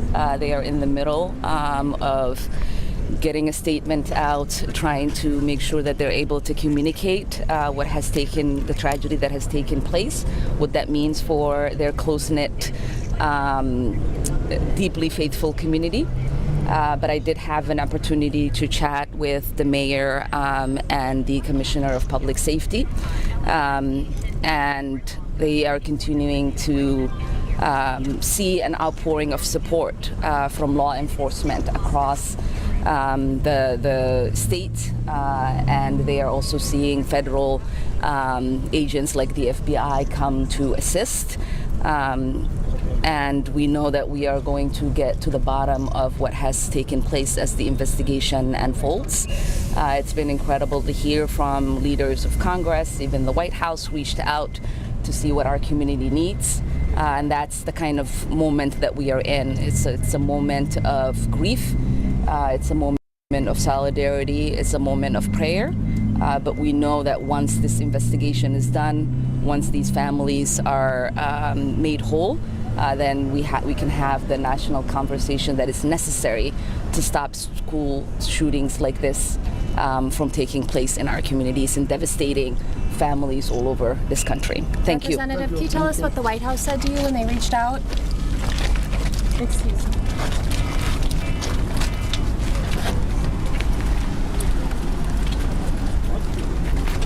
All right. Okay, as you heard it there, we just heard from Representative Ilhan Omar, who says that they have just had an outpouring amount of people from across the country reaching out to them. Omar said that the White House has reached out and offered resources. We know that the FBI is now involved in this investigation, along with the BCA. And as we are out here at the scene, you can't help but notice all of the community members that are coming forward and asking what they can do to help, reflecting on their memories at this church, or maybe their kids that went to the school. I spoke with someone that lives just down the street, and it's hitting their neighborhood really hard. Here's what Megan had to say. Not even just your kid, for the sake of the kids that you know, that you've seen grow up in this neighborhood. I saw a lot of the families come by and hug my neighbors because they've been here forever and know so many people, and it hurts them just as much. It hurts a whole community to watch this happen. I'm sorry that it's happened here, for everyone else who were directly affected by it. The families walking Yeah. out. And now they're faced with, how do you go back? How do you put it back together? It's the start of school. Anyone who has a vote in gun control should watch families and kids come out of a school after this. I mean, just to watch that happen and then still not do anything about it. This can't continue. I want to send my kids to school next week without the fear of this happening. And I don't have that. And that sentiment that she just ended with there is that what I think a lot of parents are facing right now, that fear of them now sending their kids to school after this tragedy here. And so a lot of people are praying, they are sitting here trying to figure out what to do next, how to move forward as a community, because this church is such a cornerstone of this South Minneapolis community here. Everyone has made that very known. They have a lot of good memories. They have a lot of community gatherings there. And so the fact that this shooting happened here and that there were children that were killed inside that mass is devastating, everybody. Back to you. Yeah, Morgan, thank you so much for that report, and thank you for that live press conference as we continue to learn more here. Jason and Cece stepped out. Rena and I, Chris, we're filling in now on what can only be described as another nightmare that is hitting the state of Minnesota. This one, another unspeakable tragedy with 2 children confirmed dead, 17 injured, and right now. All right, checking in at the top of the hour here. It is 2:04. We have been listening now for hours to KARE 11's coverage of this mass shooting in Minneapolis. Coming back to the WCNC Impact Studio for a moment, I'm Julie Kay. Just wanted to recap what we know so far. We know 2 children are dead, ages 8 and 10, after a gunman shot into a Catholic school. 17 others are injured. The majority of those are children. So obviously a really heartbreaking developing scene here. We've heard from people on scene who witnessed this. We've heard from Representative Ilhan Omar about next steps, and we're hoping to hear more, hopefully from officials in the next few minutes. We do know that the gunman has been identified, and so we're going to check back in to this coverage, and we'll check in throughout with some updates, but let's head back to Minneapolis for now.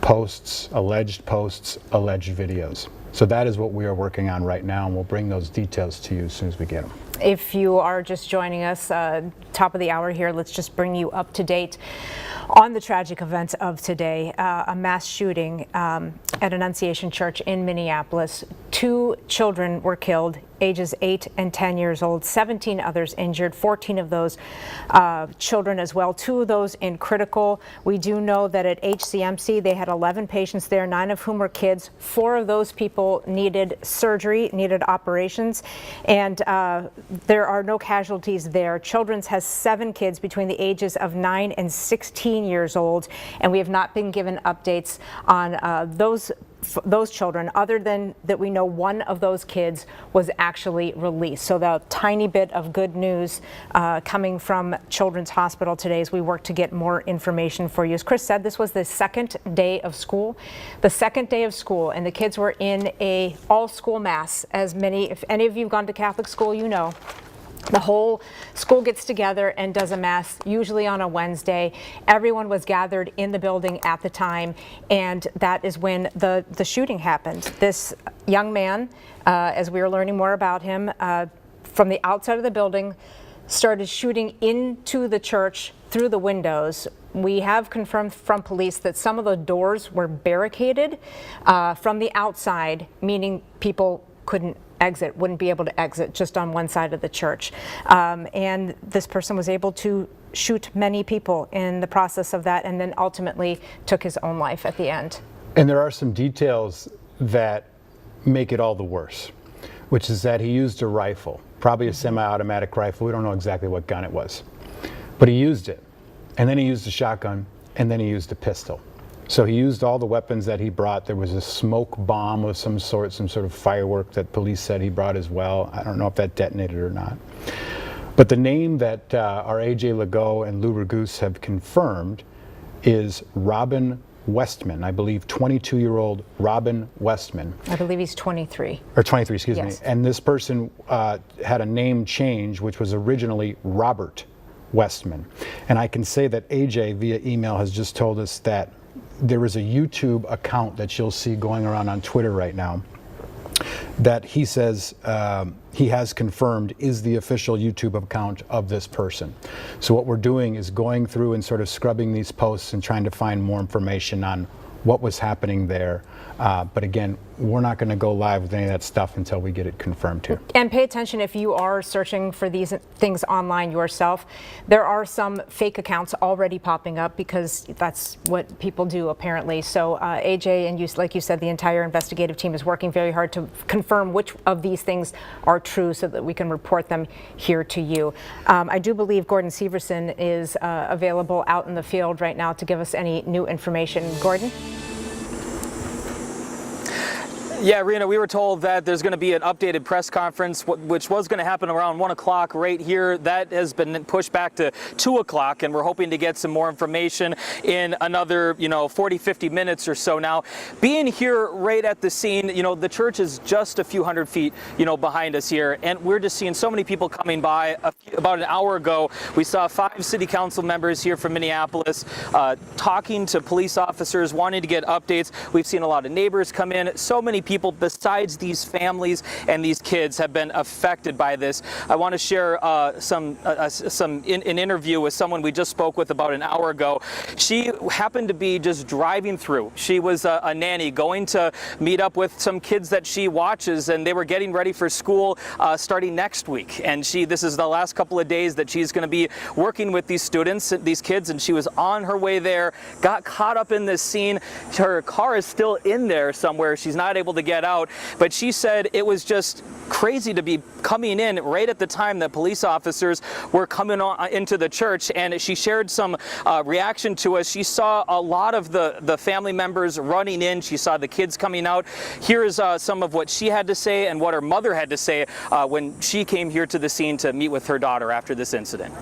So she called me hysterical, and the first thing she said is, "Mom, I'm safe, but something really bad is happening, and I don't know what it is, but something really bad has happened, and there's police everywhere, Mom, and I don't know what to do."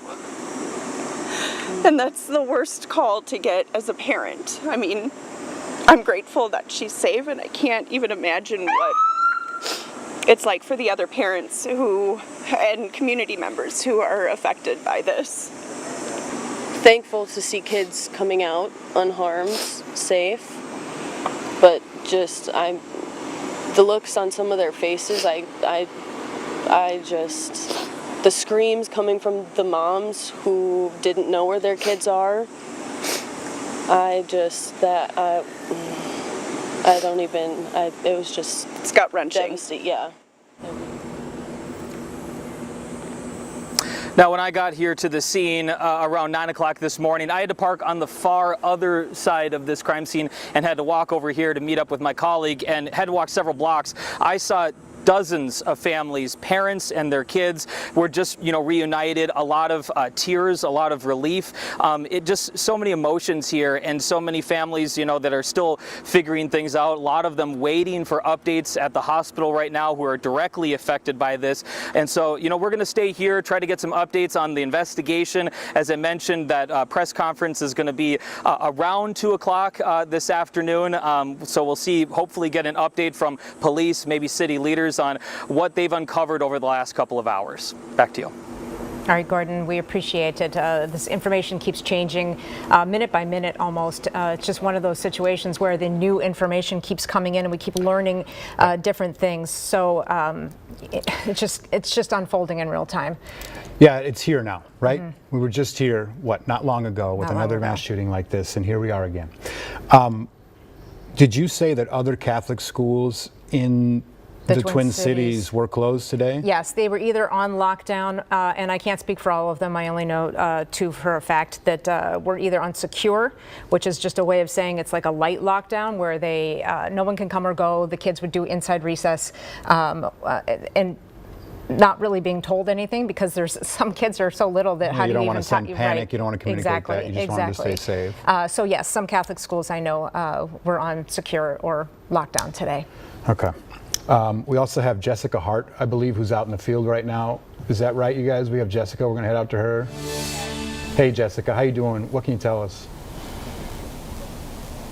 Yeah, hey Chris, we actually just saw a SWAT vehicle roll out here about just 60 seconds ago. So the scene is still active, but some personnel are starting to leave the scene here. Now I did check in with a fire official who says that they will be here for several more hours. He doesn't anticipate this scene wrapping up anytime soon. Now they have expanded their perimeter quite a bit since we've been here, and they aren't really letting people They're letting people leave because there's a grocery store right next to us, but they're not letting anyone come in here. So it's pretty quiet where we've been at so far this entire morning. Not much has changed within the last 30 minutes or so. We do have the American Red Cross van just standing, or parks right next to us rather, and they're really just kind of providing some snacks and water to these first responders who have been out here for hours. We have several community service officers also out here setting up tables, keeping a perimeter. They're also kind of walking around in groups. We haven't seen too many officers kind of walk off by themselves. We have seen what looks like a few school officials in lanyards. They're kind of walking down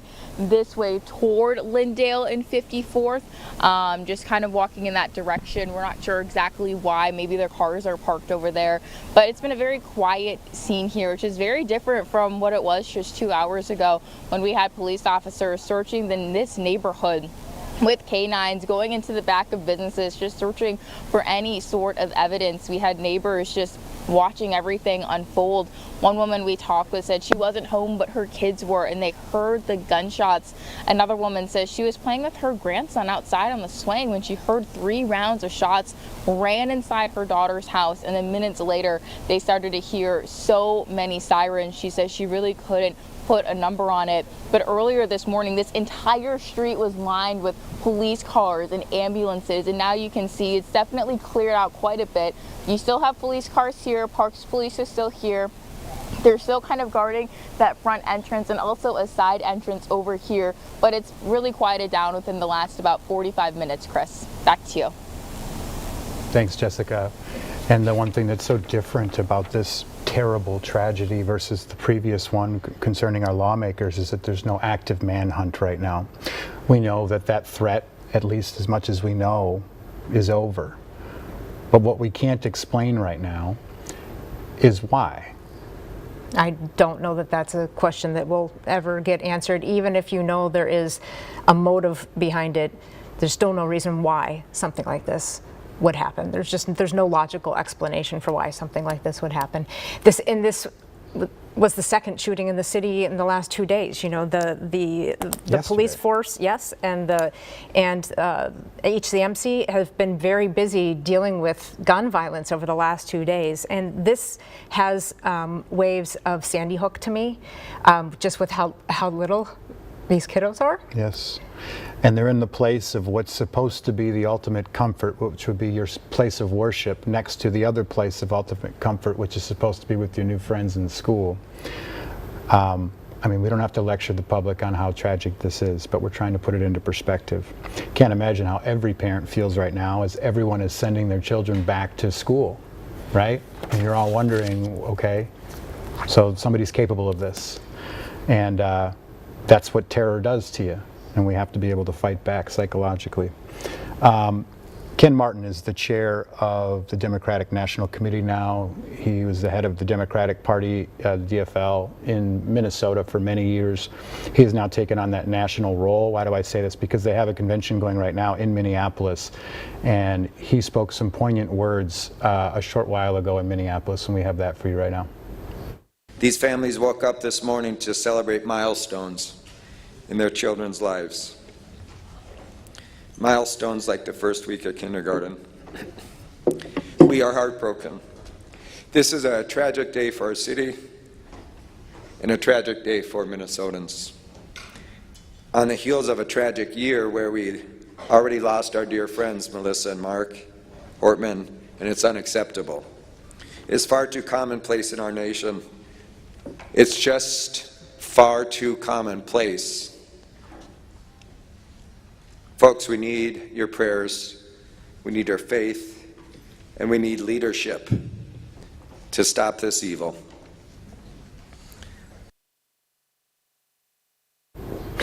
That is Ken Martin speaking there. And just in to the newsroom, President Trump revealing this quote, saying, as a mark of respect for the victims of the senseless acts of violence perpetrated on August 27, 2025 in Minneapolis, Minnesota, by authority vested in me as President of the United States by the Constitution and the laws of the United States of America, I hereby order the flag of the United States shall be flown at half staff. And I do believe we have a picture of the White House there where they have already done so in honor and in memory of the lives that were lost here in Minneapolis today through senseless violence.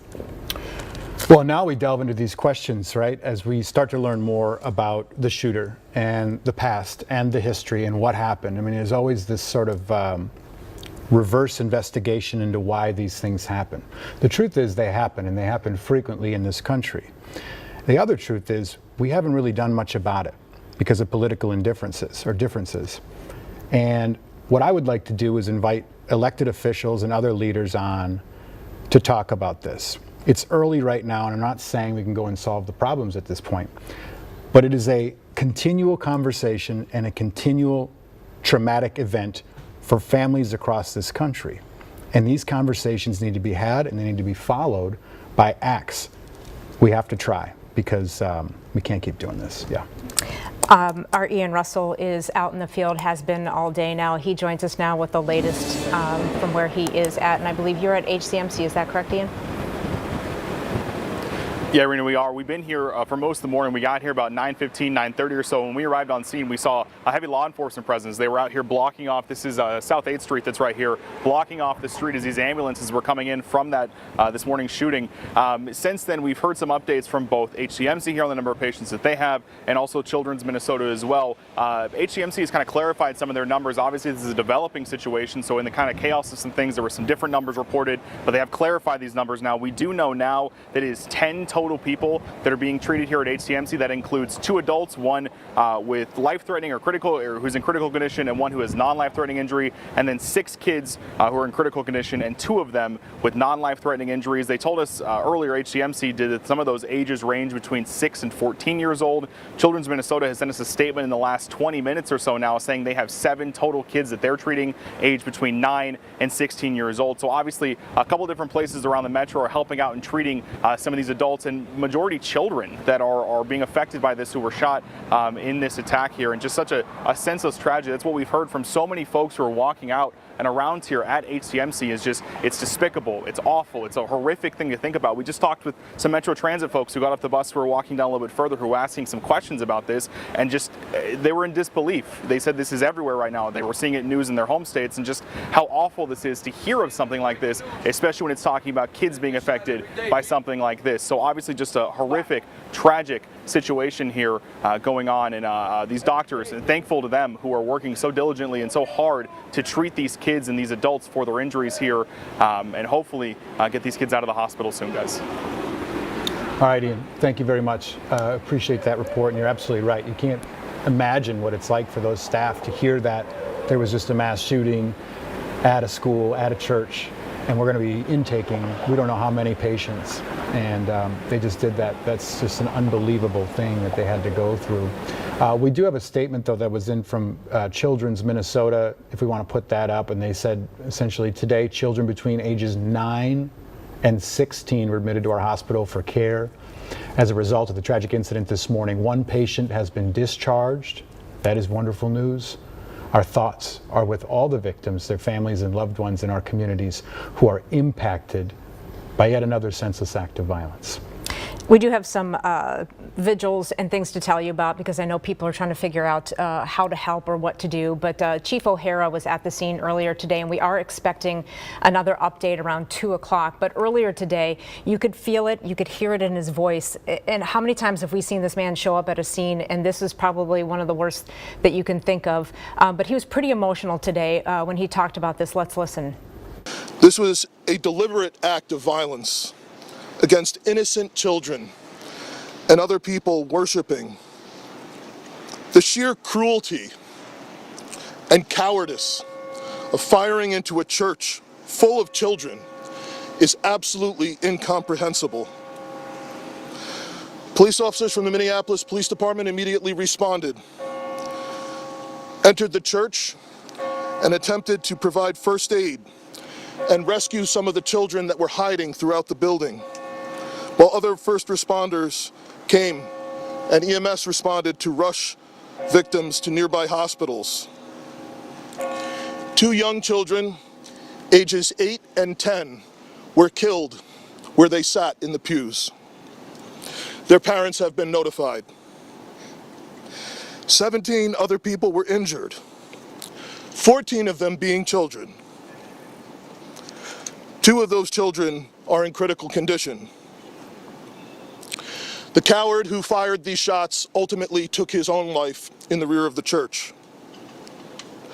Our hearts are broken for the families who have lost their children, for these young lives that are now fighting to recover, and for our entire community that has been so deeply traumatized by this senseless attack.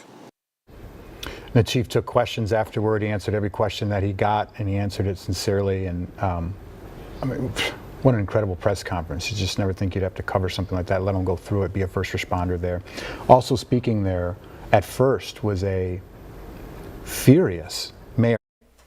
All right, we are breaking into coverage again. Just to give you an update of what you've been watching for the last couple hours now, this is our news partner, KARE 11's coverage of the mass shooting in Minneapolis. They're getting updates from police and updates from people on the ground who were witnesses as well as representatives. So wanted to bring you back here to the Impact Studio for a second. I'm Julie Kay, and I've got some updates from our local leaders, but let's just give you an update first on what has happened so far. So the Minneapolis Police Department has confirmed that 2 children have died, ages 8 and 10 after this shooting. 17 others are injured. The majority of those are children. We do know 1 person has been released from the hospital, has been discharged, so that is some small good news in the midst of this tragedy. But lots that we still need to know. Of course, there's that press conference coming up in the next 45 minutes with police again, so hopefully getting some more information there about what all went down here. We do know that the shooter is 23-year-old Robin Westman, formerly Robert Westman, and they have died. They from a self-inflicted gunshot wound. So still a lot of questions unanswered. Here is what we are hearing from our local representatives. Representative Alma Adams in North Carolina, she is speaking out, releasing a statement in part saying, quote, "My prayers, of course, are with the people of Minnesota, the victims and their families after today's horrific shooting at Annunciation Catholic School in Minneapolis. Schools are supposed to be sanctuaries of education, but in their first week back, 2 young students have already tragically lost their lives from another mass shooting." She goes on to say that there needs to be action taken from this. Also hearing from some other representatives on the South Carolina side, Representative Ralph Norman saying the news out of Minneapolis is heartbreaking. Evil like this should never touch our schools or our kids.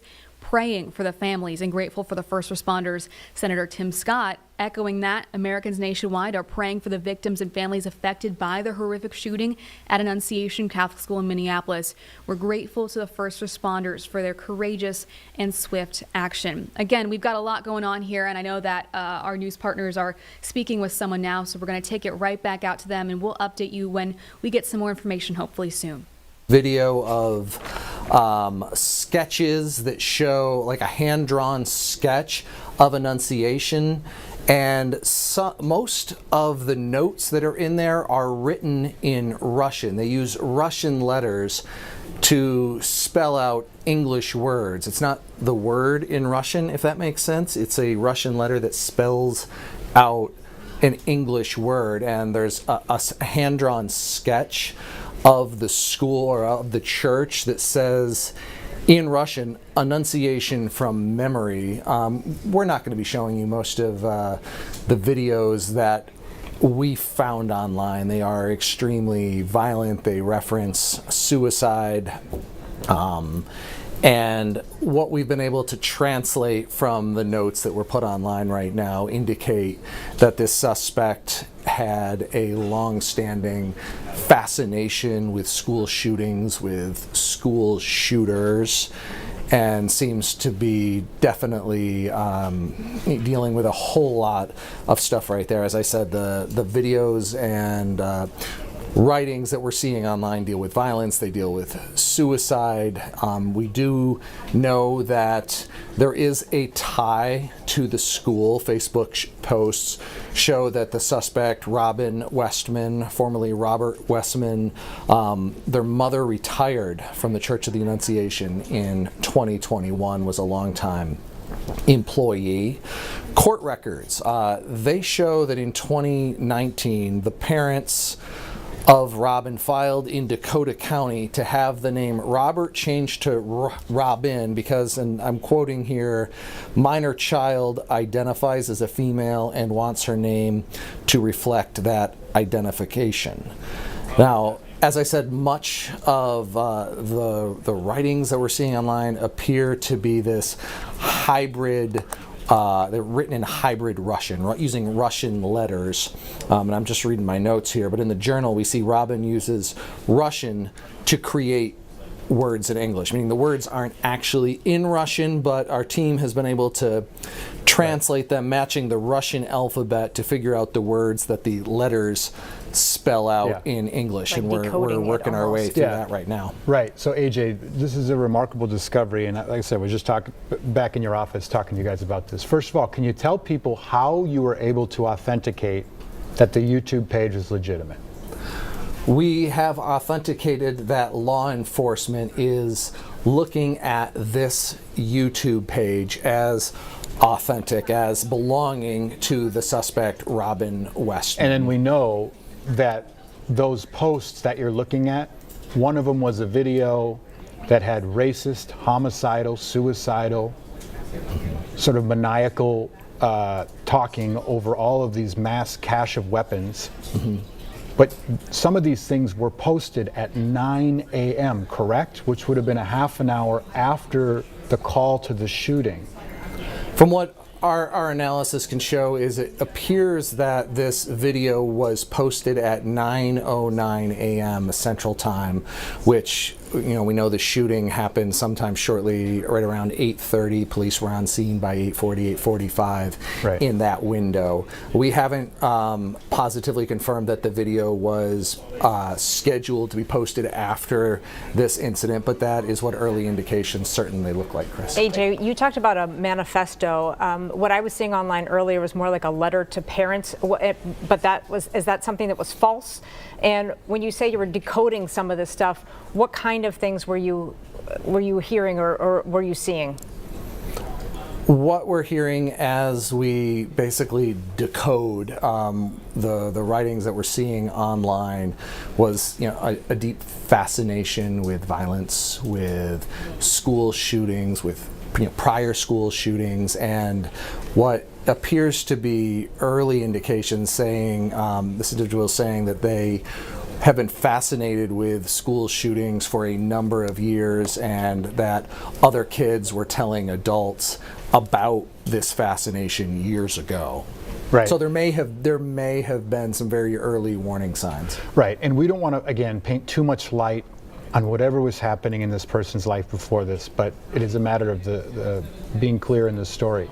What we you were definitely saying, don't want to glorify in any way what this individual did, because it does appear that this person was fascinated with what they could learn from prior school shootings that we've seen in this country. And, that's where we certainly, as journalists, want to be really, really careful. And to be clear, what you were saying and what we were talking about back in your office before we could go on the air with it, is that there's like dozens and dozens of handwritten pages in a book. And this person is flipping through the pages, and the letters are from the Russian alphabet. Correct. But the language that those letters are speaking is not Russian. It's the Russian letters used to speak English. Yeah. We have a person on staff who's Latvian who speaks Russian who's translating some of it, just so that we can find out what it was saying. It's just this Yeah, this is really slow going because it's not even a direct translation in Russian. It's trying to, it's like somebody, this is like an individual who used, Googled the Russian letter for something. We were using the example, as we explained to folks back in our offices, it would be as if someone spelled out the word bird, but they used the Russian letter for B, for I, for R, for D, to say bird, but it's not the word for bird in Russian. So it's cryptic. It's like but it's like has to be decoded. But the purpose of why we're talking about it and why we're sort of interested in this line of reporting is because we're all trying to find out why and what would drive somebody to commit an act of violence on such an epic scale, an epic and evil scale. I've covered a number of these school shootings over the years, Chris. They're never easy, and there's never a real why that makes sense. There'll be a why in that person's head, and sometimes you're able to glean some of what they were thinking, but it never really makes direct sense. Right. That's exactly right, AJ. And you made a good point where this person may have potentially been obsessed with prior school shootings, and that's why when we report on these, you said we're not going to show you some of this video, and I applaud that, because sometimes I don't even like saying these people's names because I don't want them to get the attention that someone else potentially sees and says, I want that for myself. Or the attention that they sought. Right. Yeah. Absolutely. AJ, we appreciate it. We know you got lots to do, so we're going to let you go back to your reporting, and we'll hear back from you in just a little bit. All right, talk to you soon, guys. Thanks, Thank AJ. you. We're going to head out to the scene right now where Lou Raguse has been all day long talking to folks there on the scene, and he joins us now with the latest. Lou? Well, things out here are starting to slow down a little bit, and traffic is starting to resume. The area behind us is still blocked off as police and other investigators continue to work there. One part, amongst the many layers of this that is really unsaid so far is just how hard cases involving kids are on those investigators and first responders who have to, actually deal with it head on, unlike us reporting on it from back here. So many of them put on such a hard shell 99% of the time, but when things involve kids, there's nothing that affects them more than something like this as well. I've been helping AJ confirm a lot of the things that you guys just finished talking about, and I will just add to these videos that we've seen and reviewed that have been posted by the shooter are just absolutely ridiculous, including things that are racist and anti-Semitic and you name it. And so there really is no value in us sharing some of these things that we're finding right now. It doesn't explain why he did what he did or anything like that, but I can attest to what AJ was just talking about there. Earlier today, about an hour or so ago, we did this interview with a young boy who was in the church during the shooting, a very emotional interview.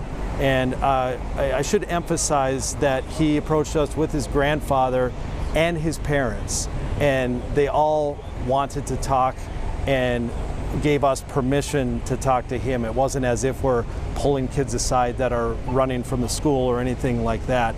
And so the boy's mother is actually, I believe, the head of the PTA, so heavily involved in the school, and happened to be going by and see all the police here. And that's why when you hear little Weston explain it, that's why his mom was here so early and able to reunite with him so early on as well. But if we have that ready to go, let's take a listen to Weston's interview.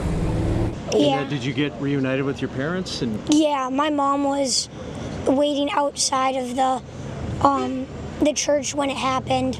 Yeah. And then What was it like seeing her? I was super happy because, I was scared that I wasn't going to see her because I didn't know what was happening, really. I was just in shock. And was it behind you where it was happening or in front of you, just kind of? It was right beside me. I was 2 seats away from the stained glass windows. So they were the shots were right next to me. That's scary. Yeah. You went under the pew after that happened? Yeah. And Is that what everyone tried to do? I think I got gunpowder on my neck. Yeah. When you heard the shots, what went through your head? I was the first one I was like, what is that? I thought it was just something. Then when I heard it again, I just ran under the pew. And then I covered my head. And of course, that image of those children hiding under the pews, covering their heads, is something that I personally can't get out of my mind. I'm sure many of you can't either. Another thing that Weston added is that a friend of his helped protect him by covering him up, and that friend was wounded and is now recovering at the hospital. Weston wanted to extend his prayers to his friend and to everyone else who's recovering at the hospital right now. We also have short interviews with his grandpa and his dad, so we'll start turning around those clips so that we can share them on the broadcast as well. And we will have much more as the day goes on. Just to give you an idea of what some other people are working on, I do have the latest address of this shooter, and we have a crew over there to try to talk to the shooter's neighbors and so forth and see what's going on at that location. And that's for now. A lot of people are kind of, finally taking a break to get something to eat and drink here as they continue to work throughout this horrific scene. Back to you. Yeah, Lou, listen, man, thank you for that report. I know that you were emotionally twisted, when you were talking to him. You have a son the same age, same name, and how can anybody not have their heart turned upside down when you hear that sweet, innocent voice talk so casually about gunpowder on your neck and seeing your colleague shot? Just thank you. And also, as Rena mentioned to me while you were chatting, thanks for being clear about the situation. That we're not the type of TV station, and you're certainly not the type of reporter to go chasing kids after they experience some trauma. They approached you, and thanks for being clear about that. But what else did you, real quick before you go, what else did you take away from that interview? Because I know we didn't hear all of it, but it just must have. Well, just on that note, I'll tell you that all of our friends at the other news outlets here are being very respectful as well. And there happens to be a larger media presence than there otherwise would be because of the DNC meetings going on. A lot of the national news were already here in town for that. And so there are even, you can imagine there's a lot of news people here. There's even more because of that. I just, from that interview, you're right to notice kind of the nonchalant way that he recounts that thing. And I'm sure, having kids in school right now, when we were kids, we had tornado drills and fire drills at school. Our grandparents, maybe even our parents, had those old nuclear bomb drills. Well, kids today have active shooter drills, and it's just heartbreaking that they have to have such a thing. I think of that every single time that my kids tell me about it. Thankfully, they do, so that they are as prepared as you possibly can be when something like this happens, happening so close to home here. But just the way that it's a part of their everyday life, and then now that this shooting has happened here, that kids like Weston and all the rest of the student body are going to have to live with that. They're going to have to, at some point, come back to school, and you just think about the days and weeks and months ahead and how difficult that's going to be. That's just a whole other layer beyond just the immediate recovery that the wounded will have to go through here. Absolutely, Lou. And you hit the nail on the head when you say, other news outlets are being respectful as well, because of course they are. We all live in this community too. I used to live in that neighborhood. We all have kids that go to school, and we shop at the same grocery stores, we go to the same churches.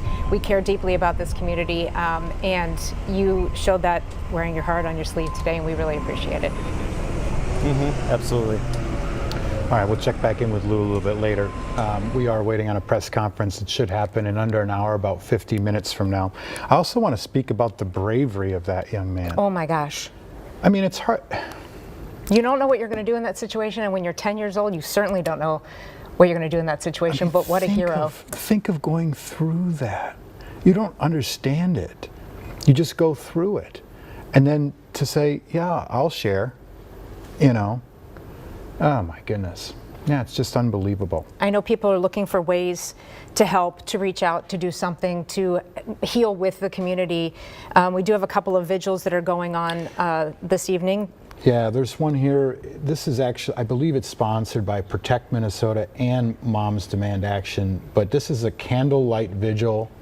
If there's somewhere you want to go and be with others and grieve, This is a candlelight vigil for Annunciation Catholic School. It is tonight from 8 p.m. to 9 p.m. and it's going to be at Lyndhurst Park. If you don't know where that is, it's 1345 West Minnehaha Parkway in Minneapolis. So, you know, if you have this sense that you need to go and be with others in your community, show respect, show support, offer comfort, as you see this State Patrol officer did here. This was a poignant video, actually, because so often, you know, you see law enforcement in different situations, but your job to protect and serve, this is service in its purest form. Yeah, he doesn't know that woman probably. No, he's offering a hug, he's offering support in times of chaos. You know, our Jason made a good point earlier today when he was for hours anchoring, bringing you the latest information. You know, we talk about vigils or ways to help out in situations like this when you have victims that need to go to the hospital. He suggested donating blood. And I thought that was an excellent point because there's always a need for blood. Even if it's not these folks, it may make you feel like you're doing something to help, and it certainly would be helping the community. As we come upon this 2 o'clock, very shortly, we're hoping to get a news conference. Do you want to bring people up to speed what we know at this point? Yeah, let's go through it real quick. If you're just joining us or if you just tuned in a little while ago, we're going to run through the facts. And so these are the facts that were given to us by the mayor and the police chief in Minneapolis, and they're based on what we've heard from witnesses around there.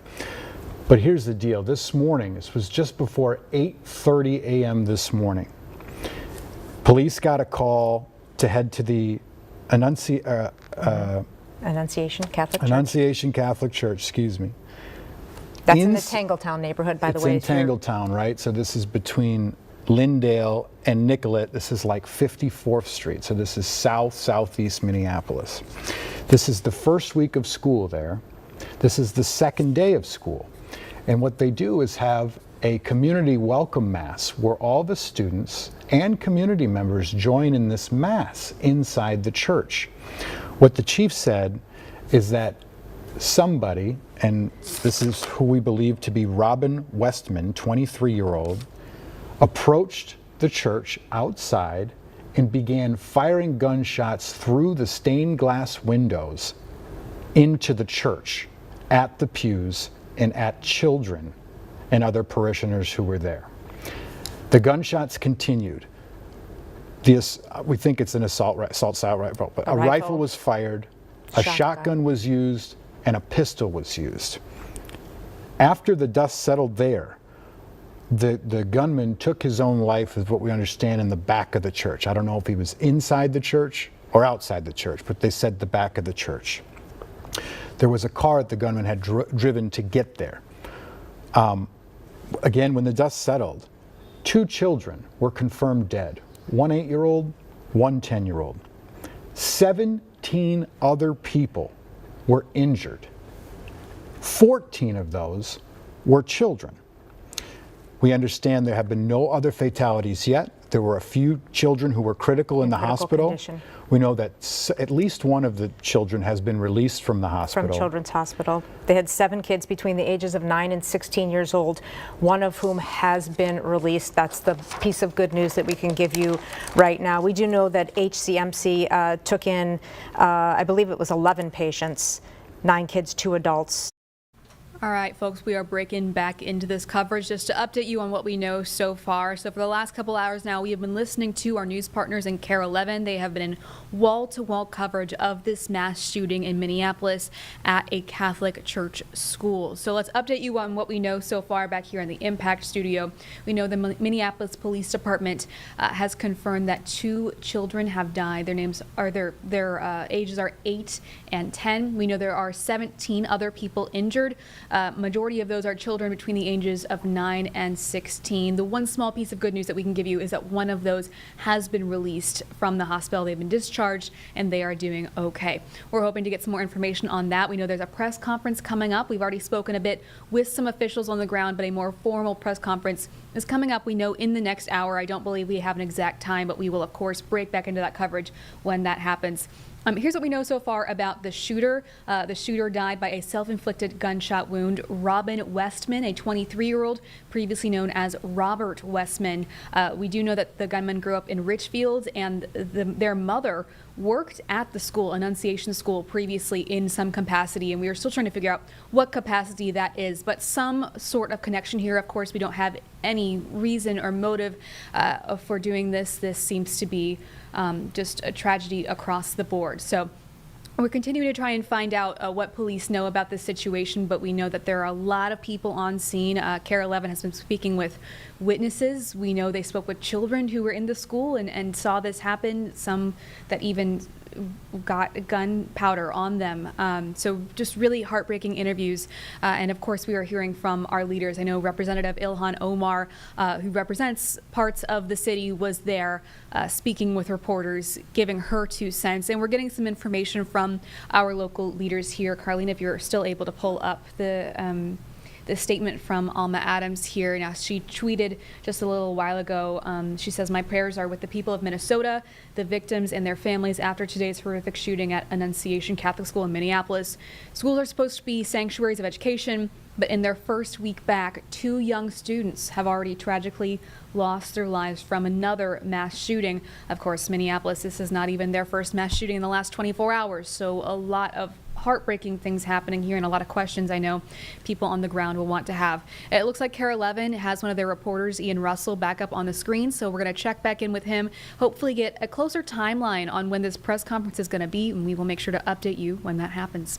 7 patients they were treating. One of those has been released between the ages of 9 and 16. Here at HCMC, it was between 6 and 14 is what they told us earlier, and 4 of them, I believe, was the number they told us earlier this morning, had to be operated on and treated for some of their injuries as they were coming in here after that shooting this morning. HCMC officials also told us that they set up a reunification center for some of these parents of the kids that are being treated here, and for some of the loved ones who are related to the adults that are being treated here, or just for everyone who's being treated here, across the street from the building you see back behind me. They told me during that noon update when they came out and talked to us that the majority of those families have been able to reconnect, or at least get an update on their family members right now, and at least have some of that most up-to-date information of what is happening. But obviously, as we've kind of heard throughout the day, just a horrific, tragic, terrible scene. The doctors that we talked with earlier spoke about that. And, you know, it's a sense of, you go through these trainings and you kind of understand the process of what something that like this might look like, but you never actually really expect, I think, to actually do it. You know, you go through these trainings, but to actually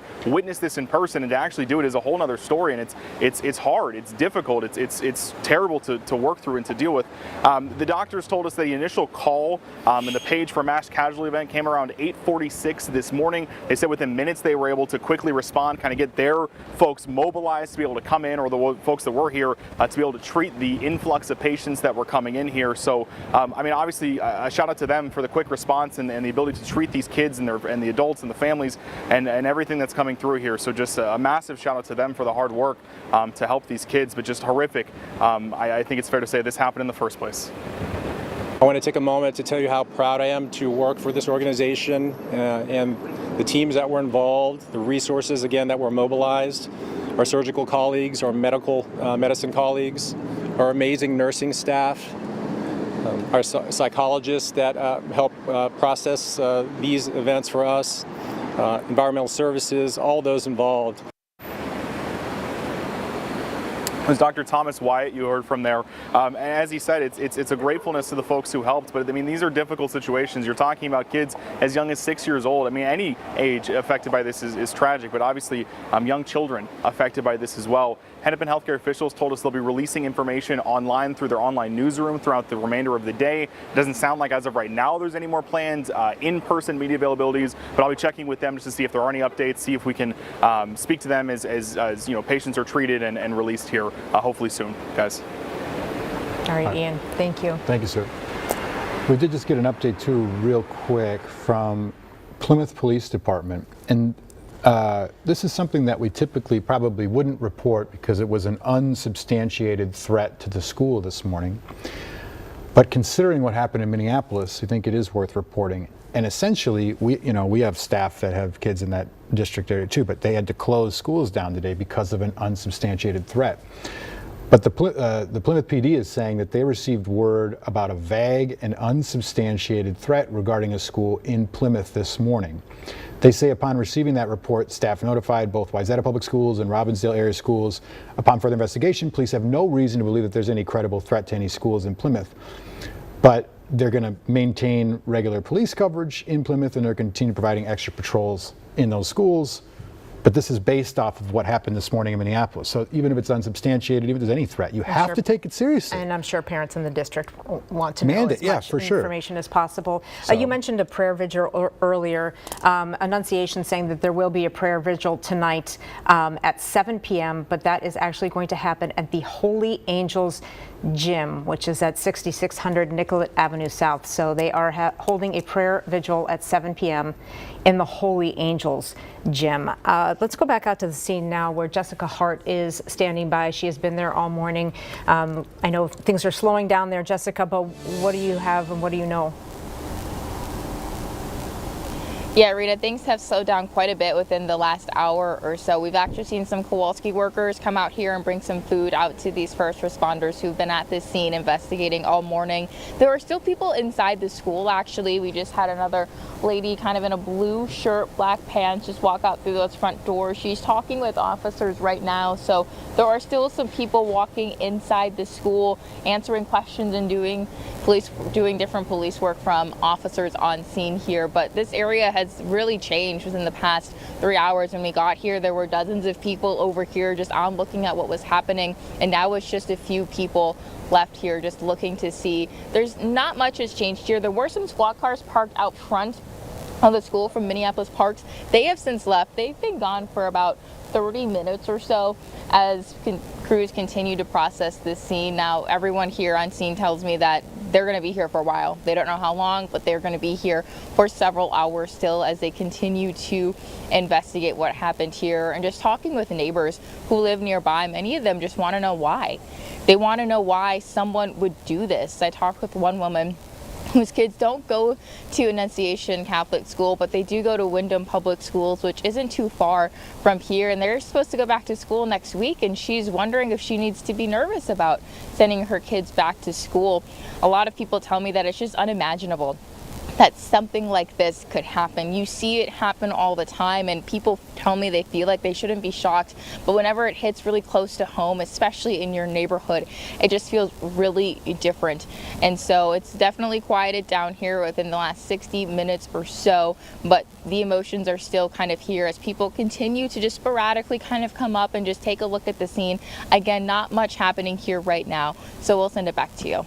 Yeah, Jessica, thanks for the report. And real quick, I just got a question for you. Can you show us behind? I'm trying to figure out exactly where you're standing, where the church is, and sort of where this incident happened. We all visualize it in our head based on the press conference, but I'm just trying to figure out sort of your vantage point right now, if you know more about that.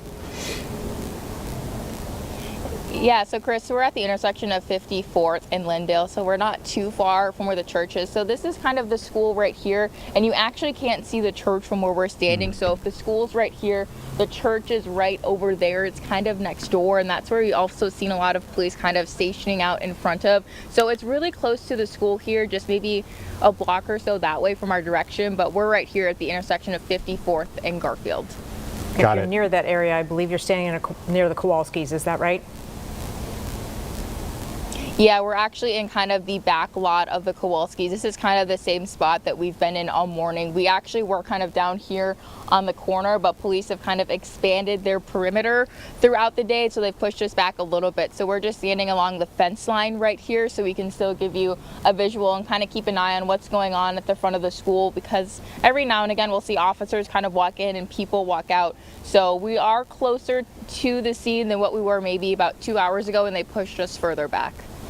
All right, Jessica, thank you. I know we have some other sound that we want to get to, but I just want to point out real quick that actually Pope Leo XIV sent a telegram here to the United States to Archbishop Bernard Hebda of Minneapolis. The Pope expressed his heartfelt condolences and the assurance of spiritual closeness to all those affected by this terrible tragedy, especially the families now grieving the loss of a child. It goes on to say much more, but we just wanted to let you know that this has gotten all the way to the Pope, and that the Pope is now responding to this terrible tragedy that we are experiencing here in our community. Yeah, certainly. Wow. We know some yeah, neighbors. we knew that was going to happen. We know some neighbors in the neighborhood there have plenty to say. Right. So we've been talking to some of the witnesses, obviously, and some of the neighbors in that community, and we spoke to them earlier today. Here's what one neighbor had to say. So we live about 2 blocks from here. I was on a call. All the windows of our home were open. I know what gunfire sounds like, and I could tell. I was shocked. I said, "There's no way that could be gunfire." There was so much of it. Well, I'm pastor as well at St. Olaf downtown, and when I got the news of the mass shooting at Annunciation, I thought I'd come down to HCMC to comfort the parents or whoever's here, just to be a presence from the Archdiocese with them. What was your thought when you heard about what happened? It was horrific. And I grew up in that parish, so it has meaning to me now, but it shouldn't be happening. And what happened on 8th and Hennepin this morning and Lake Street yesterday, something's got to happen here in the city to stop this. Yeah, that's the question that everybody is saying. Something's got to happen to stop this, and it's an incredibly complex and difficult thing to attack, and we will get to this with our coverage certainly in the coming days. But it's just a theme that you keep hearing because we keep covering these tragedies. Nothing gets done because we keep reporting and we keep saying the same thing, that something needs to get done. Yeah, well, it's a complex thing, and we don't know how this person got his weapons too. We do have a Second Amendment in this country, and we just don't know yet. So it's hard to speculate. We're certainly not going to speculate from here. We do have a tweet, I believe, from former President Barack Obama. I'm reading this cold right now, but here's what he had to say. This is from 1:09 p.m. I don't know if that's East Coast or Central, but it's recent. He said, "We can't allow ourselves to become numb to mass shootings."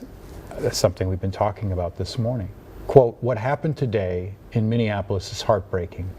And Michelle and I are praying for the parents who have lost a child who will be sitting at their hospital bedside after yet another act of unspeakable, unnecessary violence," end quote.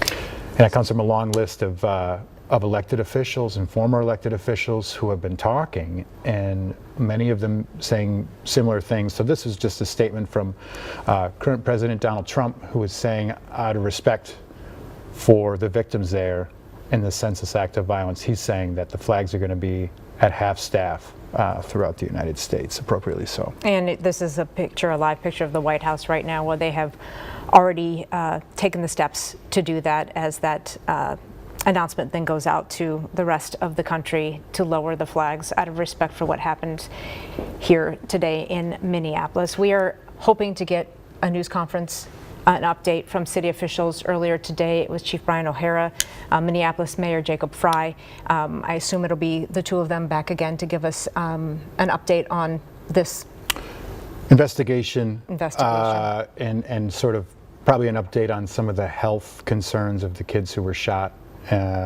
obviously.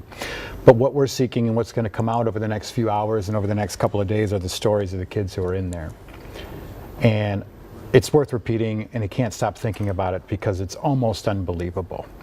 You have an entire congregation of children, students, community, family, all in a church, and they're praying together. And they're experiencing Mass as a community. And then you hear gunshot, you see broken glass, and you witness the unspeakable, which is children being shot and murdered. And that happened in this city this morning.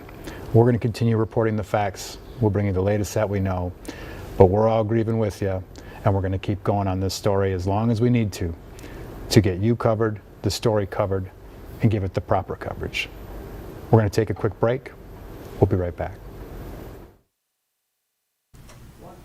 All right, cutting back in as KARE 11 goes to a much needed break. They have been covering that through the morning into the afternoon, nonstop, just doing a fantastic job over there. Top of the hour now here. It's 3:01 p.m. I'm Julie Kay. I'm going to run you through what we know about that mass shooting in Minneapolis. So we know, unfortunately, 2 children have died. 17 other people are injured. The majority of those are children between the ages of 9 and 16. Piece of good news for you. One of those has already been released and has recovered. So that is, of course, just a sliver of hope in this very tragic situation. We do know that the shooter is dead. 23-year-old Robin Westman, self-inflicted gunshot wound, formerly went by Robert Westman. We know the shooter's mother at one point worked in some capacity at this Catholic school where the shooting took place. So working to get some more information from officials on that connection, on any motive or reasoning behind this. We know there's a press conference coming up hopefully in the next 30 minutes or so that may be able to answer some of those questions and hopefully give some more updates on the victims. But we're hearing a lot, of course, from local leaders, from national leaders. We know the Pope has sent a telegram to bishops in Minneapolis. We know President Donald Trump has lowered the flags to half staff across the country, and some local representatives here as well. We've got Governor Josh Stein. We're going to pull that up just in the last, I believe, 15 minutes or so. He released this statement on X, quote, "I am heartbroken by the news of the terrible shooting in Minneapolis. Anna and I send our condolences to the students, teachers, and families at Annunciation Catholic School. Too many of our young people are being killed by gun violence.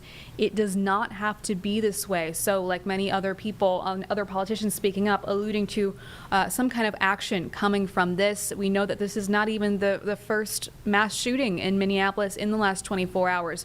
So curious to see what more officials will be saying about this, more politicians will be saying about this.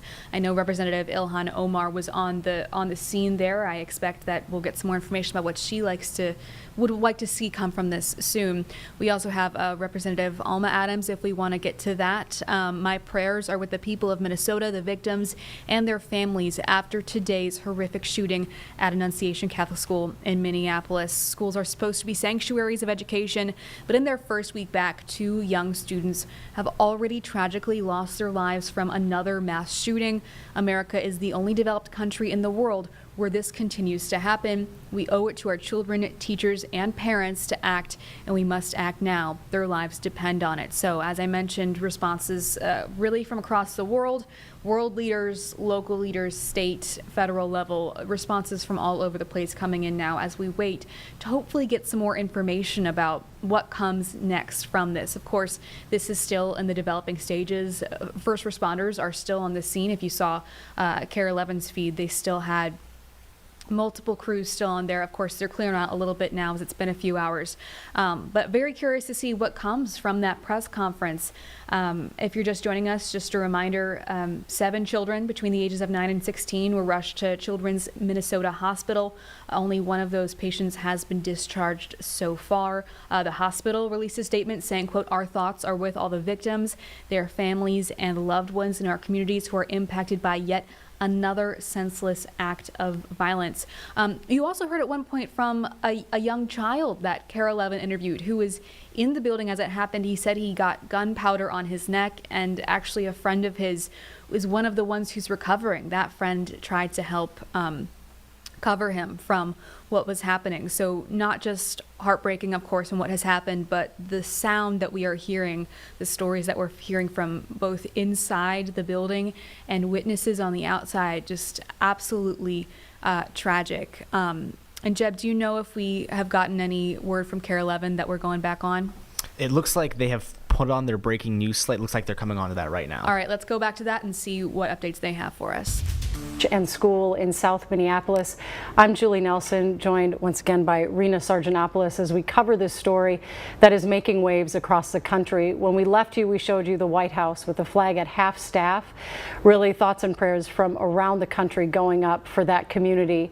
And rightfully so, as we know we lost an 8-year-old and a 10-year-old child who were just sitting in the pew at church for their celebratory back-to-school mass this morning at Annunciation when a 23-year-old shooter stood stood outside the stained glass windows and shot inside, killing them in their pews. Rena, we've been hearing stories from everyone from older people to even a 10-year-old boy about what it was like to be inside that church today. Kids hiding under pews. We know staff members were there, and we also know at these masses, for the first mass of the year, the church is generally packed because you have grandparents, you have parents, students and staff all there really welcoming the children back to the school year and setting the stage for the rest of the year, celebrating that they're back together and really praying for the year ahead.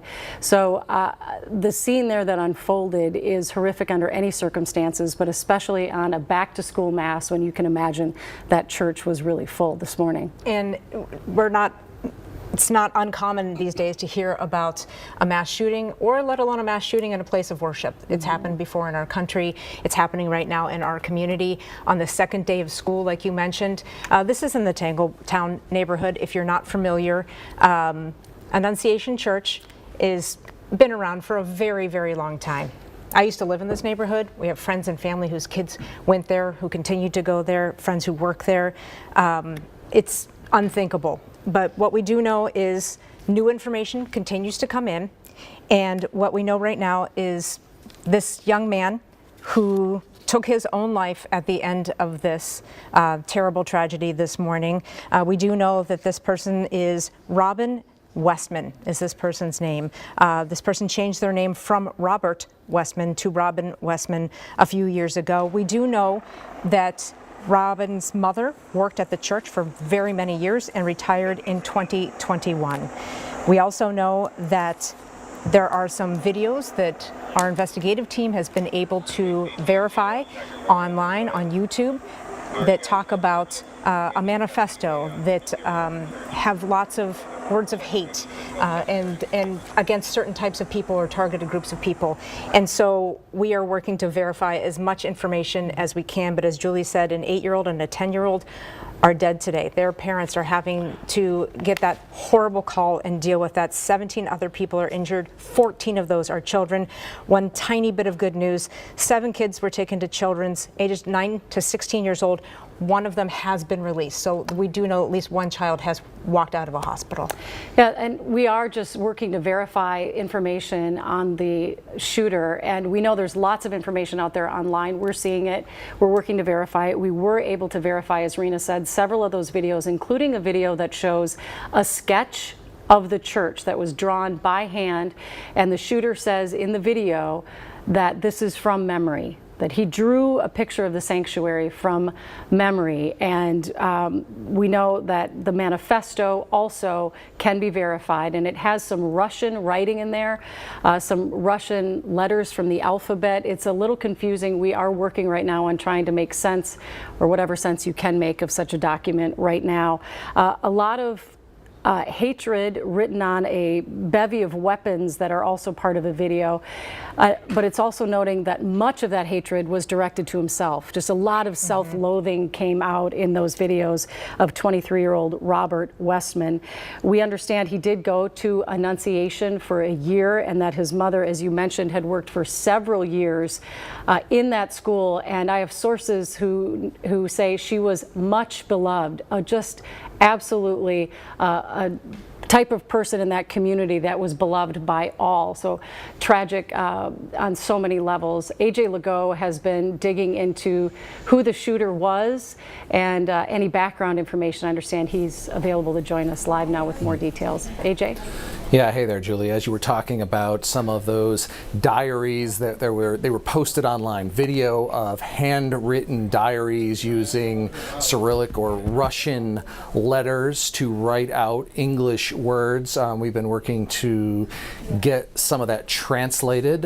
We actually have an intern on staff who speaks Russian. This has kind of been slow going, but our team has been able to translate some of Robin's diary entries, and we're not going to go into a lot of what was written because it was so extremely violent. But the first and a few of the last entries in one of the diaries really do give some context to this mass shooting. The picture you're looking at on screen is in that diary, and The words on the top of the screen say, using Russian letters, say "Annunciation from Memory." This is a hand-drawn sketch of the school, and he writes that, on August 21st of this year, that he visited during teachers training. The teachers were in the basement, and he wrote discussing how they're probably getting active shooter training, and that he writes, I'm sure they won't be expecting an attack in the very first week. You know, back on May 23rd, Robin wrote an entry describing just an obsession with mass shootings, specifically school shootings. Robin writes about having memories of the obsession dating all the way back to 7th grade, and discusses talking about mass shootings with friends when Robin was very young, and how it was even reported to adults at the time. Then on August 20th, in one of the last entries, Robin writes about visiting the church and plans to carry out this act. On August 21st, a final entry in one of the diaries discusses practicing at a shooting range leading up to what was described as the mission.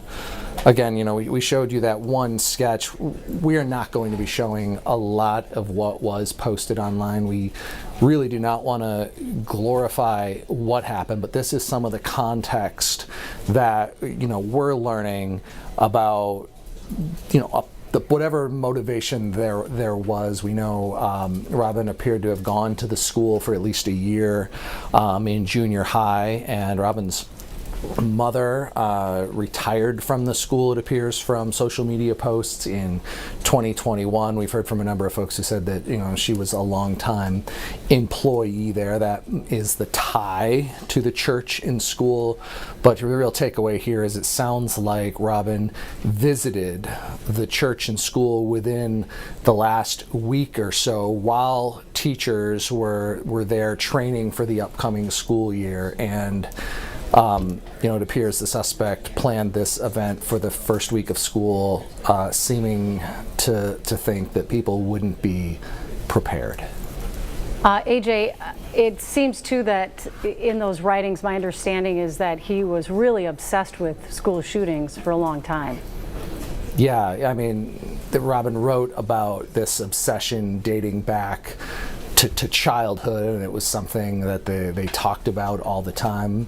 And again, you know, this one page that we are showing you in the video, the hand keeps bringing this knife down and stabbing the school, or stabbing this drawing of the pews there in the church. And as we said there in the top right corner, that says "Annunciation from Memory" when spelled out, kind of using this Russian English code that it appears Robin was using to write these diaries. Well, and AJ, I'm wondering too, there's a video that's going around social media as well of just a cache of weapons that has various things, you know, hateful sayings, some addressing the president, just all kinds of different sayings. Have you been able to verify that video? That video does appear to have come from the same YouTube page that we have been able to confirm law enforcement is looking at and believes to be that belonging to Robin Westman. As you saw, I mean, it's, you know, it's all over social media. We've, you know, made a decision that we're not going to show some of this, but there are, you know, clips for weapons written out, you know, as, you know, for the children. Just truly horrible things. As you mentioned, there does appear to be some political references to the president, and just an obsession with violence.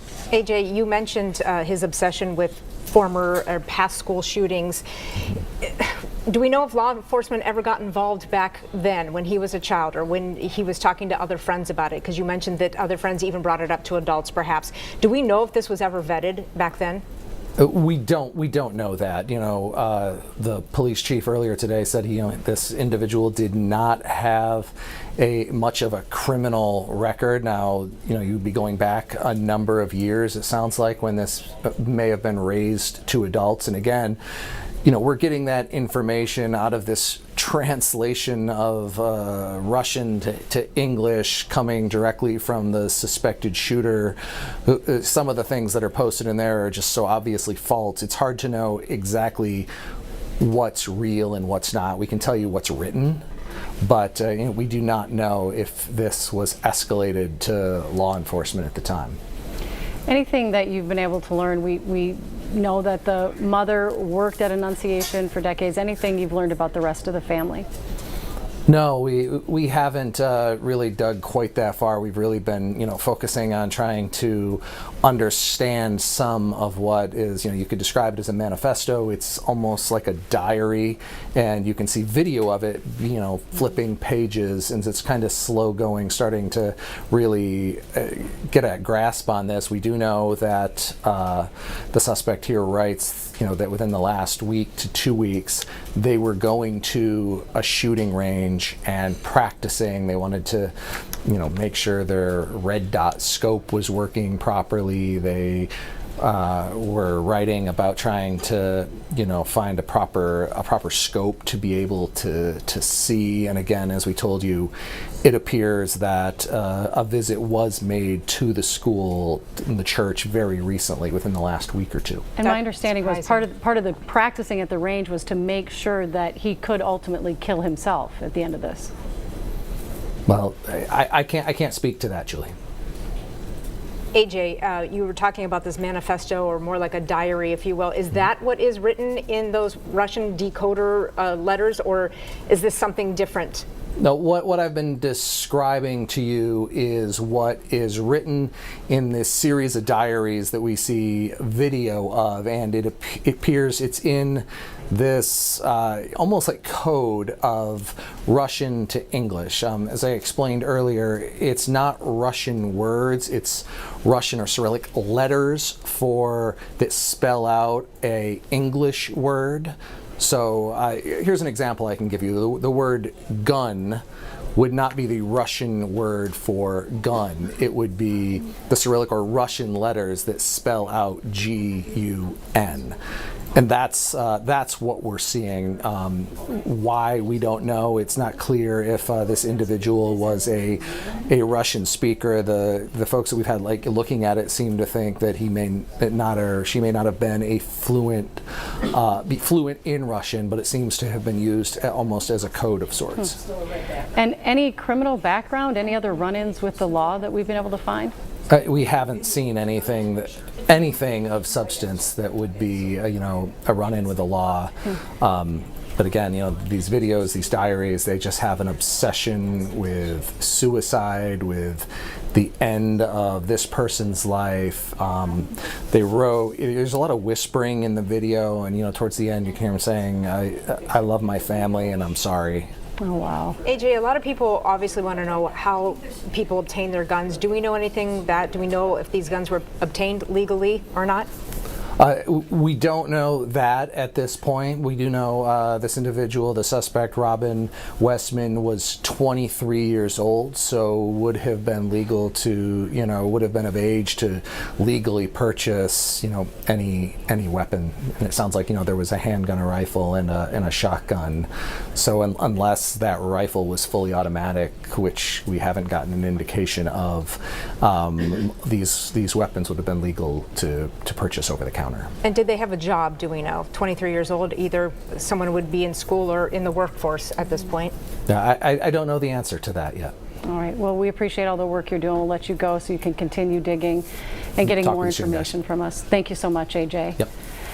Yep. We've had several reporters outside of Annunciation all morning long. We know the call came in at about 8:45 to police that there was an active shooter, and we've had crews there for hours.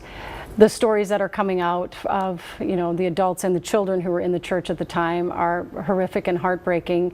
But our Lou Ragoose was approached by a 10-year-old boy he was in the church, and he tells the story of what he experienced so matter-of-factly, but when he tells it in that a child's voice, it just really hits your heart and your gut. It hit me and the other reporter for another news station who were interviewing him the exact same way. We were fighting back tears as he was telling us the story. His name is Weston, and he's in 5th grade, and he's 10 years old. And he had an older sibling that went to Annunciation, and he was sitting right there where the shots were fired through the stained glass window, not knowing exactly what was happening at first, and then hiding, heartbreakingly, underneath the pew along with his fellow student body until they could safely escape to the gym. And so we'll talk about it a little more, but first let's hear this from Weston's words. Yeah. Did you get reunited with your parents? Yeah, my mom was waiting outside of the church when it happened. Yeah. And then what was it like seeing her? I was super happy because, like, I was scared that I wasn't going to see her because I didn't know what was happening, really. I was just in shock. And was it behind you where it was happening, or in front of you, just kind of? It was, like, right beside me. I was, like, 2 seats away from the stained glass windows. So they were, like, the shots were, like, right next to me.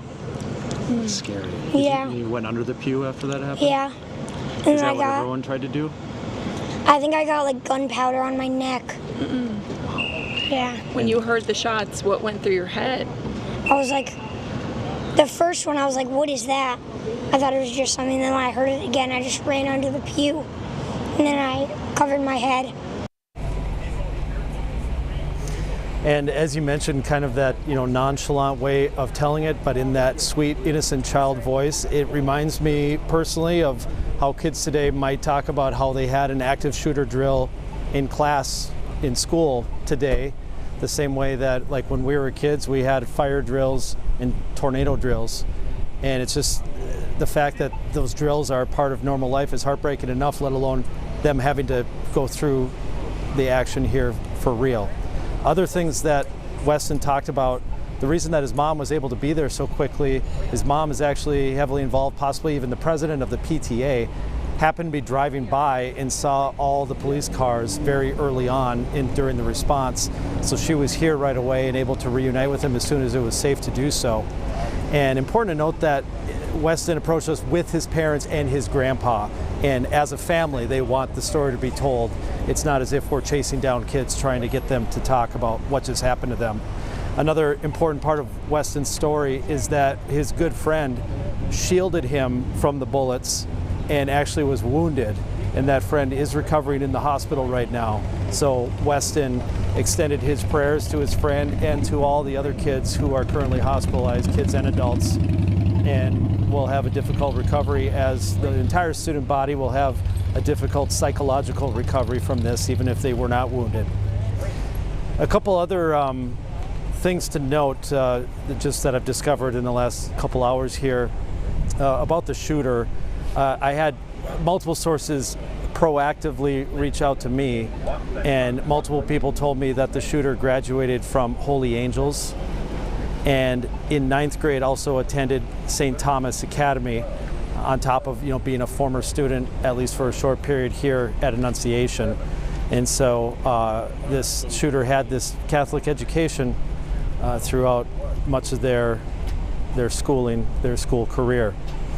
Another person who used to work heavily with Catholic churches reached out to just give me a heads up that in the days and weeks that follow here, under Catholic law, there's important things that need to be done within the church when a murder occurs in a church, a desecration.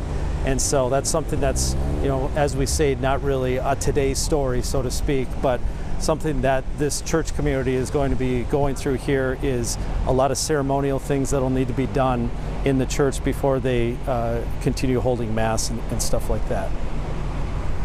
Well, I did not know that.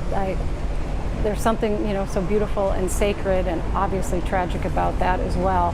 I was talking with Father Finnegan, who's the priest at OLG, another very well-known Catholic school in the area, about their day-to-day and how they didn't go into technical lockdown, but most schools across the metro went into some sort of mode where maybe the kids weren't going outside for recess, no one was being let in the building. So this obviously has repercussions, throughout the metro, and as we've even seen throughout the country. I've just, Lou, when I think about that, young boy, and his brother was there, and they both saw this. All I can think about is when you're the parents and you get home and you're trying to have this conversation with your kids, how difficult that must be, because we can't make sense of it as adults. Yeah, I know. I mean, most of us as parents haven't really even thought through how would you have that conversation. So it's not something that you really plan for. Hard to imagine how it's happening. You know, I did it was a gentle interview, obviously, and I did ask him, you know, do you guys have drills for lockdown drills and stuff like that? And he said, yeah, like every month we practice that, but we actually never had practiced it in the church. Wow. And so, you know, despite never having actually practiced it in that setting, they were able to, you know, execute and keep kids safe as best they can and get them to the gymnasium where they could be safe until they could be reunited with their parents. And it struck me when Chief O'Hara was giving his press conference earlier today, he was talking about how when officers were able to enter, they found kids throughout the building hiding. You just imagine the terror that they were going through. Lou, we appreciate it. Thanks so much for sharing that conversation. I know it's one that'll stick with a lot of us for a very long time. We do want to mention there are a lot of prayer vigils going on tonight for the Annunciation family and community. There's a couple of them right there, but so many churches. I mean, my church, Wooddale and Eden Prairie, is having a prayer service tonight. When I spoke with Father Finnegan, they have their regular Mass at 5:30 tonight, and of course, he said there will be a large section of it that is held just to hold up this family and community of Annunciation. And he said, you know, we'll be asking God for His mercy, not just for Annunciation, but really for the whole world as people mourn this. And he said, you know, we're all one body. So if you're interested in attending a prayer vigil, I would bet you'd be able to find one at a church near you, or some of the options you have there on your screen. Well, even the Pope reached out to the diocese today, expressing his heartfelt condolences and the assurance, of spiritual closeness to all those affected by this terrible tragedy, especially the families now grieving the loss of a child. And of course, Lou mentioned the things that need to happen now before people can even go back in and start praying and start, just being spiritual with each other again in that space. Yeah. And I'm sure we'll learn more about that as the days come, as this information continues to evolve. We are also waiting for a news conference from city leaders. Earlier today, it was Chief Brian O'Hara, Mayor of Minneapolis, Jacob Fry. We assume it will be them again. That was supposed to start at 2 o'clock, so we will bring you that information just as soon as it becomes available. Yeah, and my understanding is the Archbishop will also be part of this press conference that had been pushed to 2:30, so we'll see if we're still under that same time frame. The press conferences have been being pushed back, of course, as all of this is just unfolding in real time. We understand that the mother of the shooter moved to Florida, is what my sources have been telling me, but we understand that the father may have a house about a mile from the school, and that right now there's police tape up. We do have a reporter on scene there trying to verify that information, and as soon as we can confirm that and get that to you, we will. But it does appear that this shooter did have family nearby, and this is video of that house. It's believed to be the father of the shooter, just a mile from the scene of the shooting. And my source is telling me that this was the youngest child in the family, that Robin Westman was the youngest child. And it's heartbreaking and shocking to think what those families are going through today as well. Well, Lou mentioned from his sources that this Robin Westman didn't live far from the church in Richfield, in fact, on Lyndale Avenue, and he has also sent a crew there as well to go ahead and see if they can talk to neighbors, see if anybody saw anything or heard anything out of the ordinary. And so we have crews all over the city trying to contact anybody who might have known this person or someone in the family to confirm to us. Oftentimes people say they hadn't noticed or they didn't know, right. But AJ was saying that even back when this person was a child, had a fascination with school shootings. So maybe we're going to learn more from family members, hopefully. Yeah. Nothing will ever give us a why. We may know it'll never why. make sense. Yes, it'll never make sense, but we might get a motive at least. All right. Well, As we mentioned, we do know that press conference is coming up. There are prayer vigils tonight. In the meantime, we have confirmed that is the suspect's family home that has police tape around it about a mile away. Apparently the father and stepmother live in that home. And we know the FBI has been talking with people that were in that church service this morning. Obviously, Minneapolis Police, the BCA is involved. We saw a lot of federal agencies from the FBI to DHS to ATF also involved in the investigation this morning. And we really, a lot of information did become available quite quickly, but we know that there are a lot of people in the hospital right now in critical condition. And when we heard from the head of emergency at HCMC, he was saying these type of injuries are generally complicated because they All right, we're just checking back in here at the top of the half hour. It is 3:31 here. You've been watching KARE 11's coverage of this mass shooting in Minneapolis for multiple hours now. They have been live pretty much all afternoon into the morning as well. And we are getting ready for that press conference. Hopefully in the next few minutes here, if you can see the scene, they're getting ready.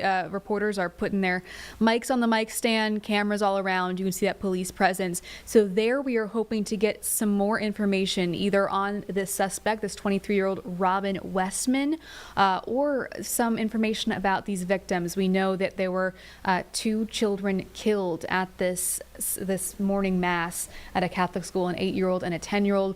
We also know 17 other people are injured. 14 of those are children. The majority of them, I believe, they're all between the ages of 9 and 16. So really tragic situation here.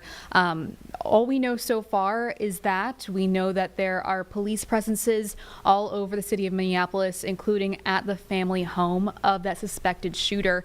So hoping to get some more information on that scene a little bit here as well. We're going to keep up with KARE 11 until we get to that press conference. They said it was going to be around now, so any minute now, hopefully. We'll cut back to them and let you know when we have updates. That is good news going forward, that maybe all those people will pull through. Yeah, we'll get updates from HCMC as well.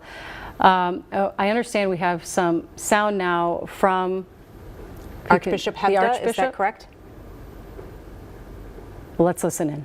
Well, I'm pastor as well at St. Olaf downtown, and when I got the news of the mass shooting at Annunciation, I thought I'd come down to HCMC to comfort the parents or whoever's here, just to be a presence from the Archdiocese with them. What was your thought when you heard about what happened? It was horrific. And I grew up in that parish, so it has meaning to me now, but it shouldn't be happening.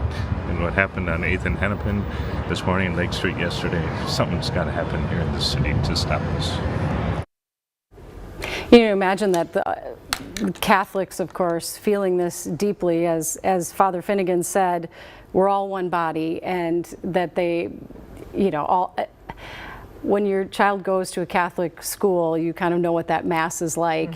I spoke with someone that had her child went through Annunciation, and her voice was wobbly. She actually offices not far from the school, heard the gunshots this morning, and her child has since graduated, but she said it's really hard to explain what a close-knit community this is and what a family this is, and also that the church and the school were just such a part of that neighborhood. Absolutely. It's a very walkable neighborhood with shops and things like that. Of course, they were all under lockdown this morning as this was playing out, but it's something that that just a lot of people in our community know intimately well, that school, those families that are involved today. And the Catholic school districts all through the Twin Cities are also very close. And I would imagine that anybody who has any sort of religious affiliation, no matter what your religion is, to know that this could happen in a place where you worship, I think that's extra hard on people who are trying to take this in and trying to process this. I know we've gotten to a place where we say we don't feel safe, in a movie theater or a mall or sending your kids to church. But this, I think this hits home for a lot of people in not only this neighborhood, but religious communities across the Twin Cities. Well, let's check in with Ian Russell. He's been outside of HCMC all morning and see if we have any updates on the patients there or their conditions. I know it's hard to get that information, Ian, but have you learned anything new in the last hour or so? No, nothing new right now. I've been checking the Hennepin Healthcare website, their newsroom, which is where their officials told us the majority of their updates are going to be coming from. The last update that was posted was about 12:15 p.m. That's the only new information we've had since then. But what we do know is that the HCMC was treating 10 total people here. That includes 1 adult and 6 kids who were in critical condition when they came in, and 1 adult and 2 kids who had non-life-threatening injuries when they were taken here to HCMC. We also heard from Children's Minnesota earlier. They had 7 children that were taken to the hospital between ages of 9 and 16. 1 of those has since been released, but that's what they're seeing on their side of town. Obviously over here at HCMC, it's 10 total people. I've been checking in with HCMC on their website just to see, because that's what we were told was the majority of those updates from them throughout the day were going to come from that website. It didn't sound like another in-person press briefing was going to be available, so I've been checking on that website just to see if they're having any new updates. As of right now, nothing since 12:15, but of course we will keep you updated if any new updates do come out, guys. Well, we know that earlier officers had been stationed outside. Have you been seeing, we've seen priests going in. What's the scene like there, and what has it been like since this morning? I'd say since about noon or so, things have largely returned to normal. There was an initial press briefing with HCMC and their doctors at about 11:15 or so is when it actually happened. And at the time, there was a Hennepin County Sheriff's officer that was blocking, this is South 8th Street that's directly to my left here. They were blocking that right when that press conference started, a little bit before they moved out and kind of allowed that road to reopen. As of right now, things largely look like they normally do down here, which is traffic kind of flowing through the area, ambulances from different emergencies kind of coming and going from the hospital. I would say largely a return to normal for what things looked like pre this emergency from this morning. I have not been able to see any sort of law enforcement staging on areas that were a little bit further down towards where some of the ambulances come into on both sides of the hospital. There were some of that earlier this morning. Those have since kind of cleared out from what I can see as well. I'm not able to see obviously on the other side of the building, but throughout the day we saw those, but it looks like they have since kind of moved on from this area to other calls. All right, Ian, thank you so much. We are anxiously awaiting an update from city officials, Mayor Jacob Fry and Police Chief Brian O'Hara, who earlier today talked with emotion and just anger about this, because just yesterday there was a mass shooting not far away near another school, and so HCMC, all their doctors and nurses and staff have been working very hard. They got a page yesterday saying mass critical, and then today mass critical. It's a lot for one community. Yeah, it was interesting because Dr. Tom Wyatt heads the emergency department there. When he came out, he said, this is the second page for a mass casualty that we've received in as many days, because there were, of course, 6 people shot on a sidewalk in Minneapolis, South Minneapolis, as well. Just yesterday. He said when that happened, they mobilized their teams. Of course, HCMC is a level 1 trauma center, and he was also praising the communication between those who were the paramedics on scene that were transporting the patients to HCMC. He said because of the excellent communication between the two, they were ready to obviously to prep those OR rooms and get the doctors and specialists in place to tend to those patients. And he really praised the efforts of his staff. He was asked how they're doing emotionally, and he said, I appreciate that question, because it is incredibly hard, as you can imagine, on the people who work in those settings as well, especially when you're talking about that number of pediatric patients being brought in to be worked on in such senseless violence. And he said they do have psychologists and psychiatrists that they have on standby, so that there's someone for their doctors, their nurses, and their staff to talk to as well, to help them try to work through the trauma that they see. And some of the best people in the country dealing with gunshot wounds. So to know that at least we have that in our backyard, that resource in our backyard when you absolutely need it, is fantastic. As we said, we are awaiting another news conference, but let's take a listen in earlier today from Chief Brian O'Hara as he addressed this situation. This was a deliberate act of violence against innocent children and other people worshiping. The sheer cruelty and cowardice of firing into a church full of children is absolutely incomprehensible. Police officers from the Minneapolis Police Department immediately responded, entered the church, and attempted to provide first aid and rescue some of the children that were hiding throughout the building, while other first responders came and EMS responded to rush victims to nearby hospitals.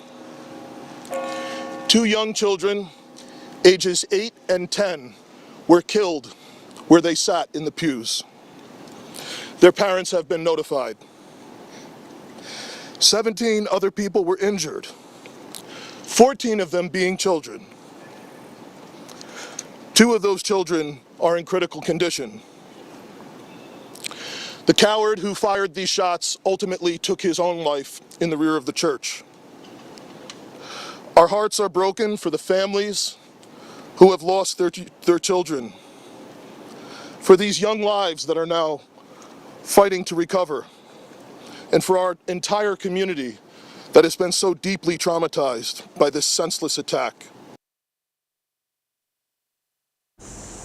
You can hear the emotion in the chief's voice there, as that was our first press conference earlier today.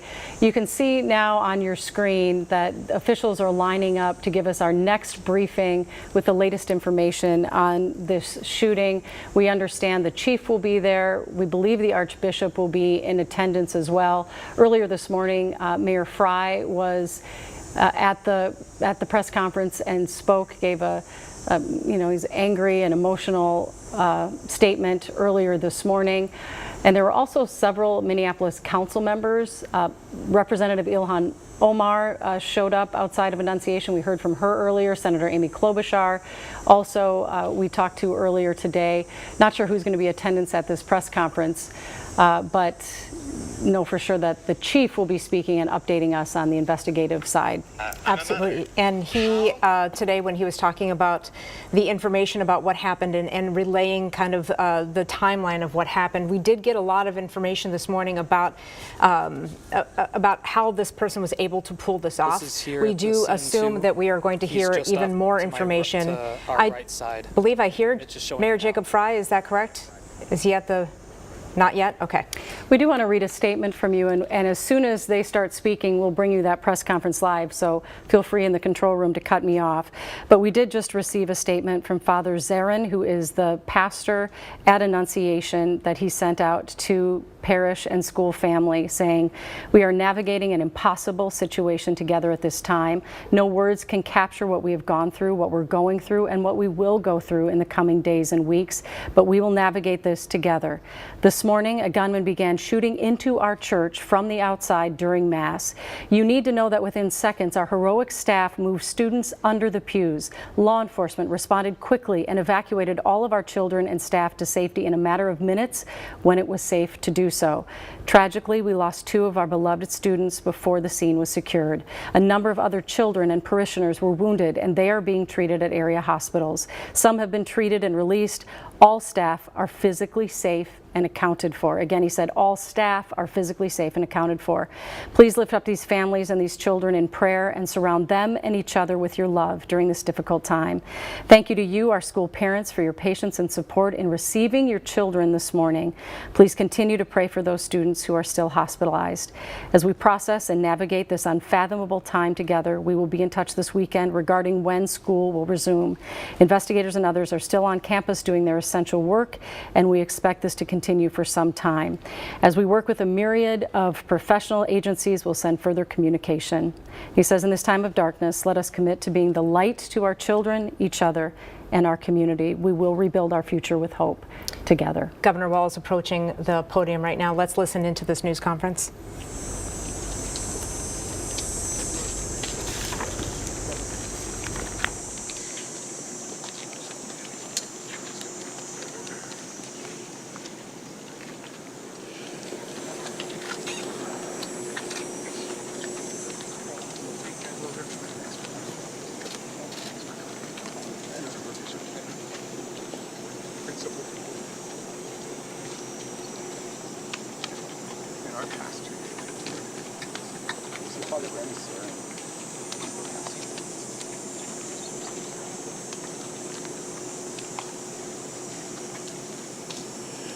Well, good afternoon, everyone. Certainly a day and a news conference that no one wants to be at. A community behind us, Annunciation Church and School, committed to academics, service, and Catholic values, filled with the first days of school, of beautiful children, going to learn those values, share with their teachers and their classmates. And instead of that joy and that curiosity and that learning, they were met with evil and horror and death. And we often come to these and say, these unspeakable tragedies, or there's no words for this. There shouldn't be words for these types of incidents because they should not happen. And there's no words that are going to ease the pain of the families today. On behalf of all the people of Minnesota, our deepest sympathies. A wish that any of these words would make what you're feeling now better, but it won't. A place that's founded on community, founded on service, founded on family. I'd like to give special thank you to the mayor and the team in Minneapolis, the Minneapolis Police Department, Hennepin County Sheriff's Office, Minnesota State Patrol, the BCA, so many agencies, our federal partners in the FBI, the first responders, and the heroic work that's happening now as we speak at multiple medical locations, including Hennepin County Medical Center, where most of our children were transported to receive the life-saving care. The thoughts and prayers and the hopes and the support that we need to give them in this moment too is critical. Speaking with all the people here and grateful to our federal partners, Senator Klobuchar speaking early this morning and receiving a call from President Trump, who was with his leadership team of the Attorney General and the Vice President, expressing their deep condolences amongst the horror that happened and an offer to provide the support to the folks here in Minnesota of what's needed. So there's a lot of cameras here, and unfortunately we have been through these types of things. They will be gone at some point. All of you have to do your jobs. But what happened here today will not be gone. Minnesotans will not step away. We'll stand with this community. We'll redouble ourselves to do the best we can to understand what we can do to prevent any parent from having to receive the calls they received today, from any school dedicated to children having to respond to a situation that, as we said, is unthinkable, but that's all too common, not just in Minnesota, but across this country. It's Minnesota's day today, and it's my strongest desire that no state, no community, no school ever experiences a day like this. So I ask the rest of the folks around the country who are watching, keep us in your thoughts and prayers, but also keep us in the thoughts for action. Keep us in the ideas that we can work together. And it's on these days like this, I think, and I hope we can hold on to it, we are unified as a community. Everybody across the country today is part of the Annunciation Parish, and they're with those families. With that, Minneapolis Mayor Jacob Frey. Thank you, Governor. Throughout the morning, we have seen this extraordinary Minneapolis family step up in thousands of different ways. People with strength, resilience, compassion, and love for the families that have been forever impacted by this heinous act. We want to make sure that we're doing everything possible for them right now, and I want to give a special thank you, and we are so grateful to all of the faculty and the teachers at Annunciation. The way that they acted during severe threat and danger was nothing short of heroic. This is a tragic and horrible event that should never occur, and it would have been all the more tragic and horrible had they not stepped in, at times perhaps put themselves in danger to protect others. As horrible as this has been, it could have been far worse. I'm grateful for our law enforcement partners, our police officers in the Minneapolis Police Department and other law enforcement agencies well beyond that step up, that answered the call to make sure that they were running towards danger when so many of the rest of us would have run in the other direction. Thank you. We are so appreciative of your service. to Principal DeBoer and your whole team. The ethic that you have showed, the love that you've shown, it's flat out incredible. And at the same time, look, we need to be doing more than talking. It can't just be words. There needs to be action. And when we have seen school shooting after school shooting, when we have seen churches get shot up by horrible actors, I think the impetus has to be on all of us as leaders to do a whole lot more, to recognize that we've got more guns in this country than we have people. And it's on all of us to recognize the truth and the reality that we can't just say that this shouldn't happen again and then allow it to happen again and again beyond that. It's on all of us. And I have heard about a whole lot of hate that's being directed at our trans community. Anybody who is using this as an opportunity to villainize our trans community or any other community out there has lost their sense of common humanity. We should not be operating out of a place of hate for anyone. We should be operating from a place of love for our kids. Kids died today. This needs to be about them. This needs to be wrapping our arms around these families with every bit of love that we can possibly show. And I know that our Minneapolis family and well beyond is prepared to do exactly that. And so my message to everyone out there is, again, these families are experiencing some acute pain right now. But don't just think of these as somebody else's kids. Think of your own. Let's make sure that we're acting now to not just say it's never happening again, but ensure it doesn't.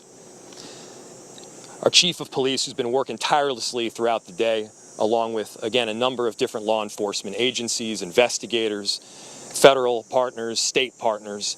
Thank you, Senator Klobuchar, for being here. Been working tirelessly, and I'd like to invite him up to give some more of the details that have come up. Chief. My name is Brian O'Hara, B-R-I-A-N, O''H-A-R-A. I am the Minneapolis Police Chief. Good afternoon, and thank you all for your patience as we continue to gather the facts in this investigation into this truly unthinkable tragedy that happened here earlier today. I want to make sure that we are providing the most accurate information possible, particularly as we speak around our victims. At this point, we know we have a total of 19 victims from this tragedy. 2 were young children, ages 8 and 10, that were sitting in the pews at Mass when they were shot and killed. They were pronounced deceased on the scene. There were another 14 children between the ages of 6 and 15 that were injured by gunfire. There were also 3 adults in their 80s that were parishioners here attending Mass that were also shot in this incident. The families of all of the children that have been affected have been notified. The coward that shot these victims took his own life in the rear of the church. That coward has been identified as 23-year-old Robin Westman, no prior criminal history. As to the weapons used to perpetrate this horrific attack, there was a rifle, a shotgun, and a pistol. All 3 had been lawfully purchased by the shooter.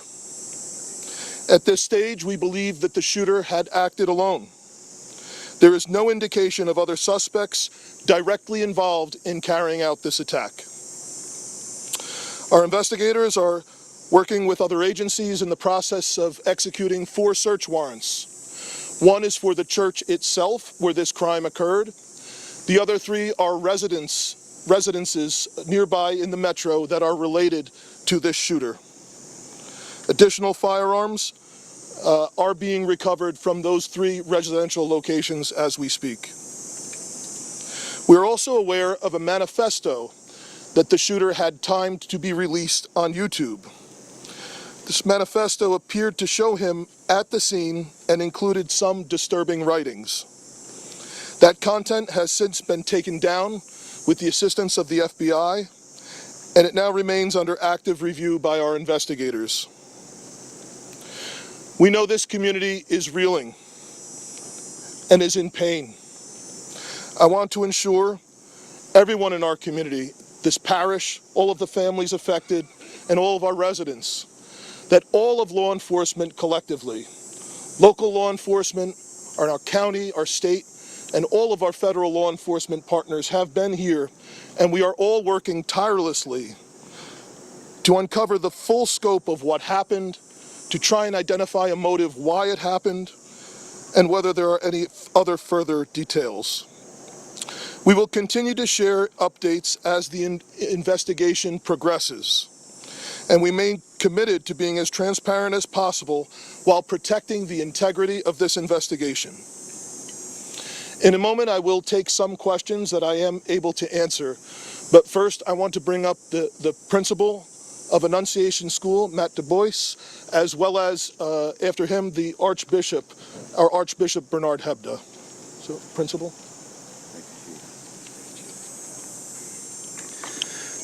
Good afternoon, everyone. To any of our students and families and staff watching right now, I love you. You're so brave, and I'm so sorry this happened to us today. Within seconds of this situation beginning, our teachers were heroes. Children were ducked down. Adults were protecting children. Older children were protecting younger children. And as we heard earlier, it could have been significantly worse without their heroic action. This is a nightmare, but we call our staff the dream team. And we will recover from this. We will rebuild from this. When we planned for this school year, we intentionally chose a theme from the prophet Jeremiah chapter 29, a future filled with hope. There's nothing about today that can fill us with hope. We, as a community, have a responsibility to make sure that no child, no parent, no teacher ever has to experience what we've experienced today, ever again. I need everybody to commit those words to your speech patterns, never again. We lost 2 angels today. And please continue to pray for those still receiving care. We can't change the past, but we can do something about the future.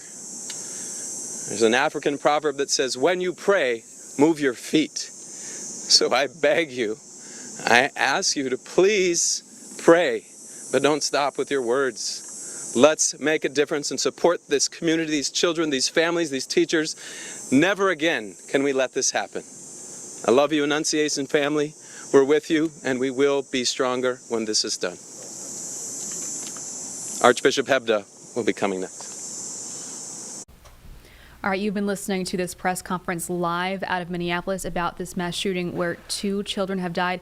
17 other people have been injured, most of which are children. We're going to keep going with this press conference. Just wanted to let you know that this is going to continue streaming through our 4 p.m. newscast, and we're going to continue with that now. For the Deacon Kevin Keneally, also were heroic in this time. But how sad it is, for sure, not only for the families who are directly involved, but indeed for families everywhere who feel the threat that comes from an event, a tragedy like today's. I would never want to correct a principal, but Principal DeBoer said it wasn't so clear where would be the source of hope. And brothers and sisters, we have to be men and women of hope. Already today, I've been receiving messages from all over our country promising prayers. And I think it's the prayers of the feet as well, Principal. That is, for me, is a source of hope, just as we see families stepping forward to help those who have been impacted by this terrible tragedy. Very grateful that Principal DeBoer spoke about prayer. Certainly that the bell in a Catholic church is always a call to prayer, and so it's a reminder for us for sure to be praying. And we have to recognize that it's through prayer and through that prayer of the feet, through that action, that we can indeed make a difference. That has to be the source of our hope. I was particularly pleased today to receive a message from Pope Leo. If you'd bear with me, I'd like to share that with you. It comes directly from Cardinal Pietro Parolin, who's the Secretary of State, and it reads like this. His Holiness Pope Leo XIV was profoundly saddened to learn of the loss of life and injuries following the shooting that took place at Annunciation Church in Minneapolis. And he sends his heartfelt condolences and the assurance of spiritual closeness to all those affected by this terrible tragedy, especially the families now grieving the loss of a child, while commending the souls of the deceased children to the love of Almighty God. His Holiness prays for the wounded as well as the first responders, medical personnel, and clergy who are caring for them and their loved ones. At this extremely difficult time, the Holy Father imparts to the Annunciation Catholic school community, the Archdiocese of St. Paul and Minneapolis, and the people of the greater Twin Cities metropolitan area, his apostolic blessing as a pledge of peace, fortitude, and consolation in the Lord Jesus.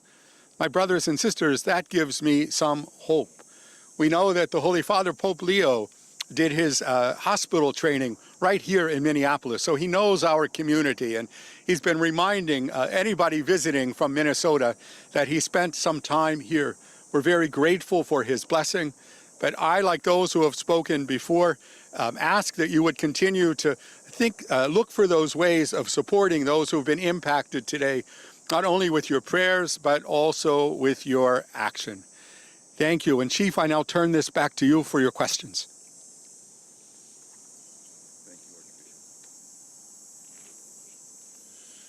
Thank you, Archbishop. As I mentioned, obviously the investigation continues in its preliminary stages. I will take some questions now, and additionally, we will let you know when we can provide some updated information. How are the injured students doing? What are their conditions at this point? The question from Matt was, how are the injured students doing? I believe all of them have their parents with them now, and they are all expected to survive. All of the remaining victims are expected to survive. There is a range of injuries, however. Chief, you said the weapons were acquired legally. Do we know when Yes. and where they were acquired? I can tell you they were purchased recently.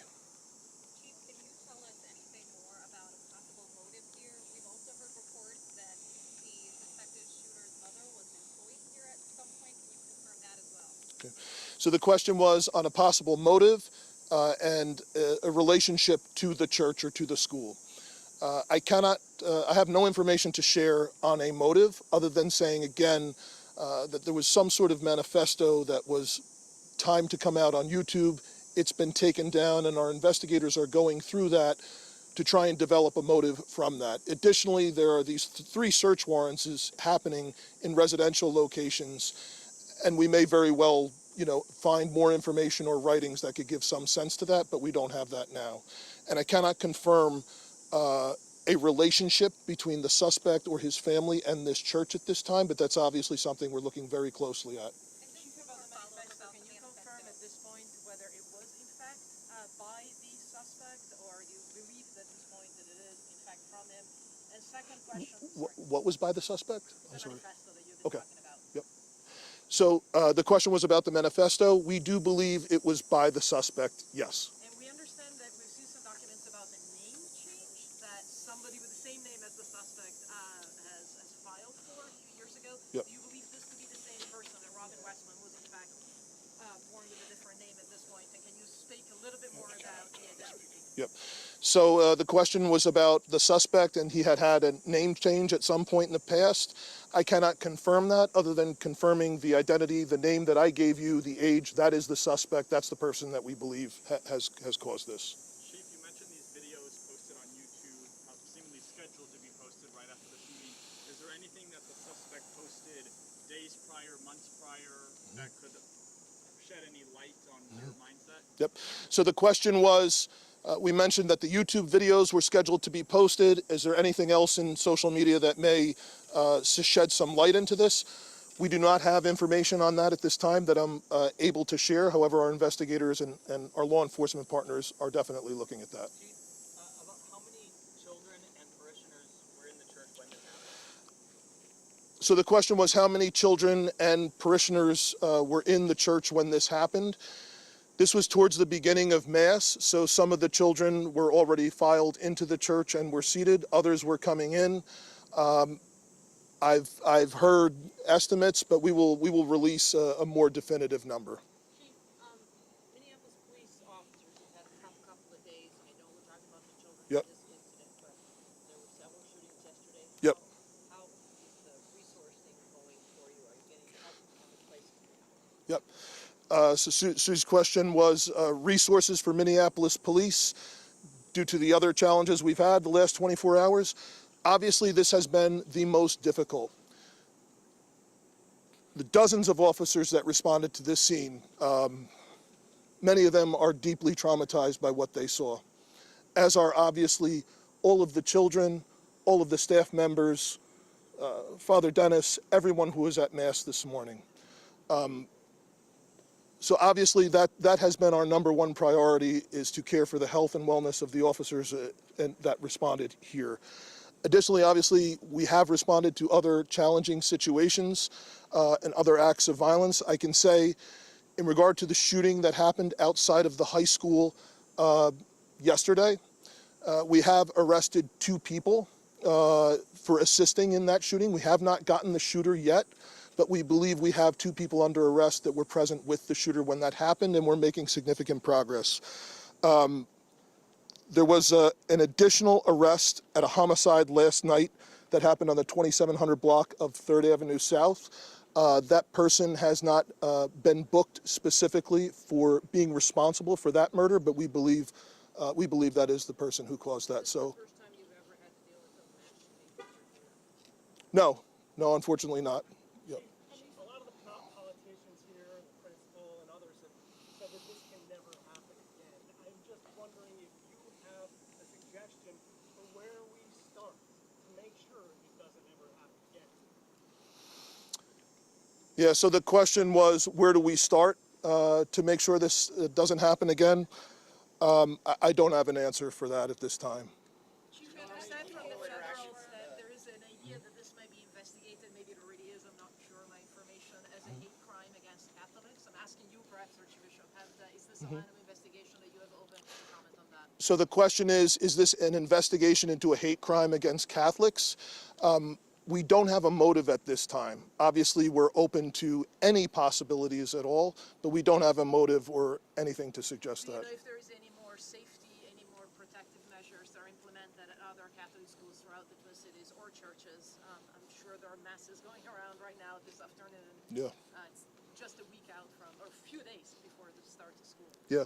So the question is the concern for other churches, other schools around the metro. Unfortunately, this is something that our community has been dealing with for some time. The threat of active shooters, the threat of hate crimes at houses of worship, unfortunately, is not something new here. And of course, our precinct inspectors, our crime prevention specialists are available to work with both houses of worship, churches, and schools that do reach out to assist in any additional security measures or advice that we can offer them. About that to follow up, are you aware if this is the first time that actually a Catholic mass has been targeted and there have been victims inside a Catholic church during mass? In the Twin Cities, not in the world. In the Twin Cities? I'm unaware of any other. Yeah, from the the question was, this the first time that there's been attack of Catholics at Mass in the Twin Cities area? The Archbishop is unaware of any other attack.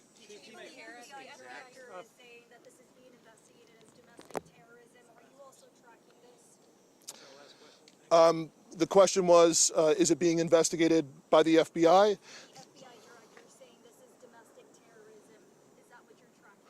Well, the FBI is here with us and has been a part of this entire investigation, as well as the ATF, other law enforcement. It's being led right now by the Minneapolis Police Department, and we are looking at, obviously, any possibilities from wherever the evidence will lead us from what we recover. Absolutely. Thank you all again so much for your time today, for your support. Thank you. Yes, I think there's probably two names you would like spelling for. It's Principal Matt DeBoer, D-E-M-A-T-T-D-E-B-O-E-R.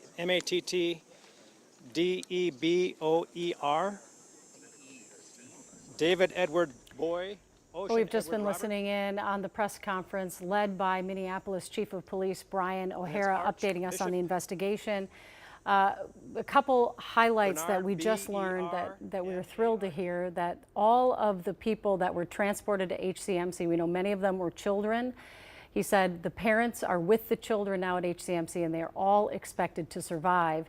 He did make the caveat that, of course, there are a lot of injuries that they're going to have to recover from. So obviously a long road ahead, but they are expected to survive, all those who were transported to hospitals after that shooting.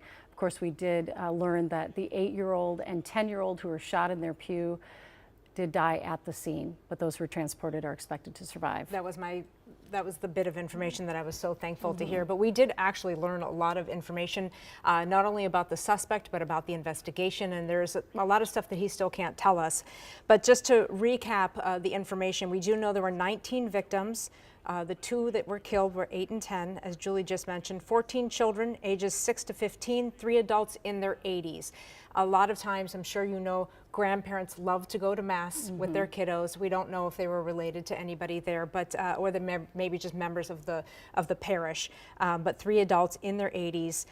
Everyone, as Julie said, expected to survive. The shooter took his own life, 23-year-old Robin Westman, no criminal history, had a rifle, a shotgun, a pistol, and they were all lawfully purchased. We had been asking about that earlier because people want to know where does someone like this get their guns and how. So Robin apparently purchased everything lawfully. And recently. And recently. That was the other piece of information. 4 search warrants going on right now, 1 for the church itself, 3 at residents or houses believed to be at least somewhere related to the suspect.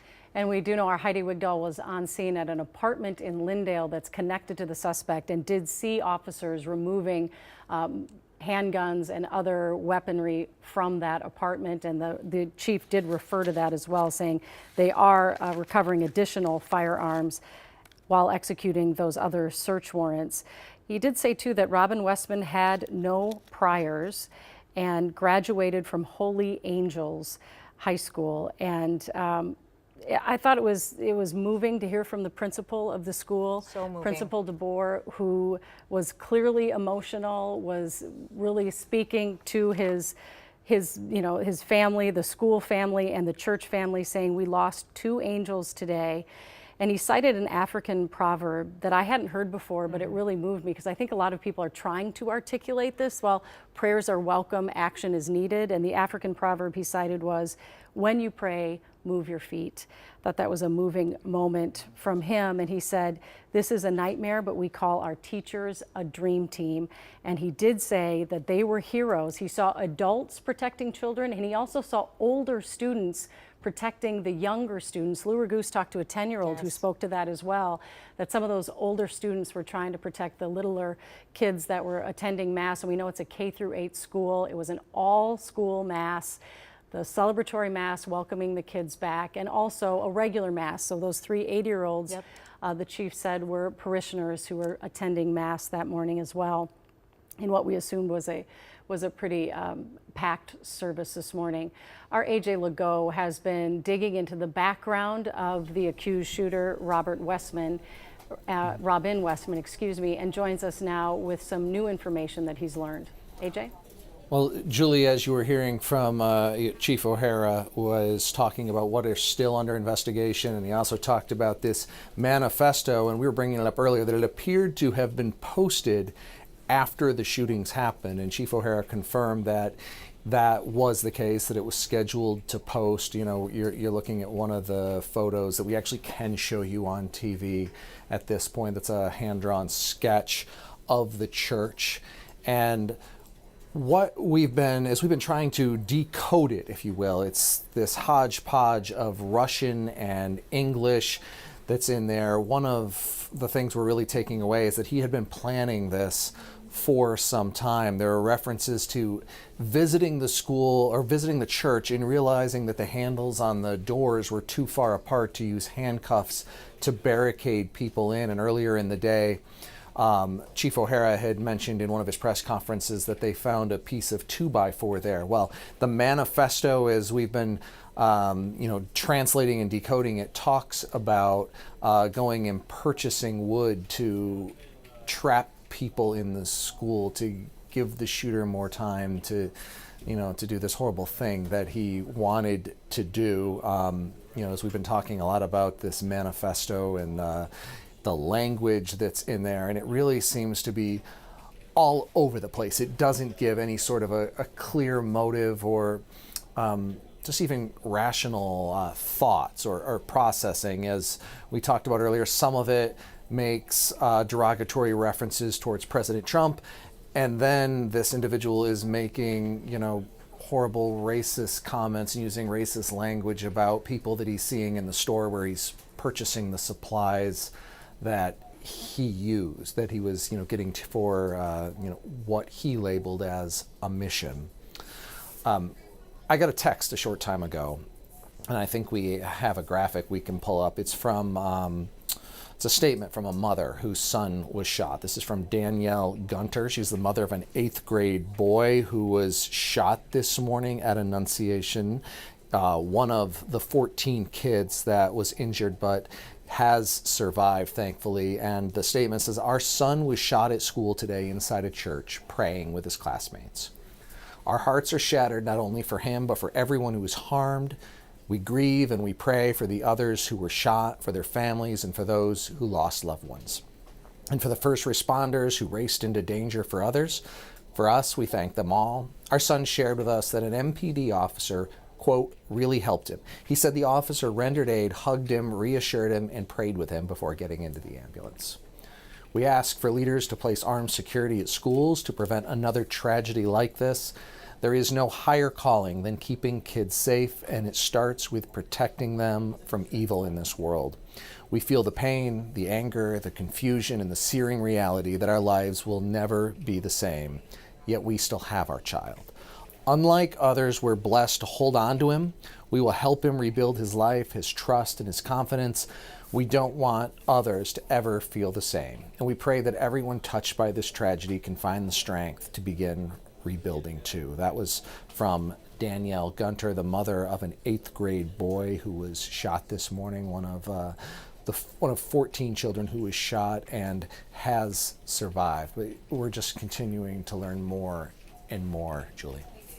I mean, I could hear the emotion in your voice, AJ. That Sure. was so well said. And you do think about those family members that got the worst news possible on this day. And when you juxtapose how beautifully written that was and how beautiful her sentiments are with the really nonsensical, hateful, hard to decipher supposed manifesto from this shooter, it's so striking. And what strikes me most about this manifesto, you almost even hate to call it that, to elevate it to some level, but it was just pages and pages, and so much of it nonsensical and so much hate filled in those writings for the world and for himself. The shooter clearly had a lot of self-loathing and a plan that he had obsessed about, we understand, since maybe middle school, and finally carried out as a 23-year-old.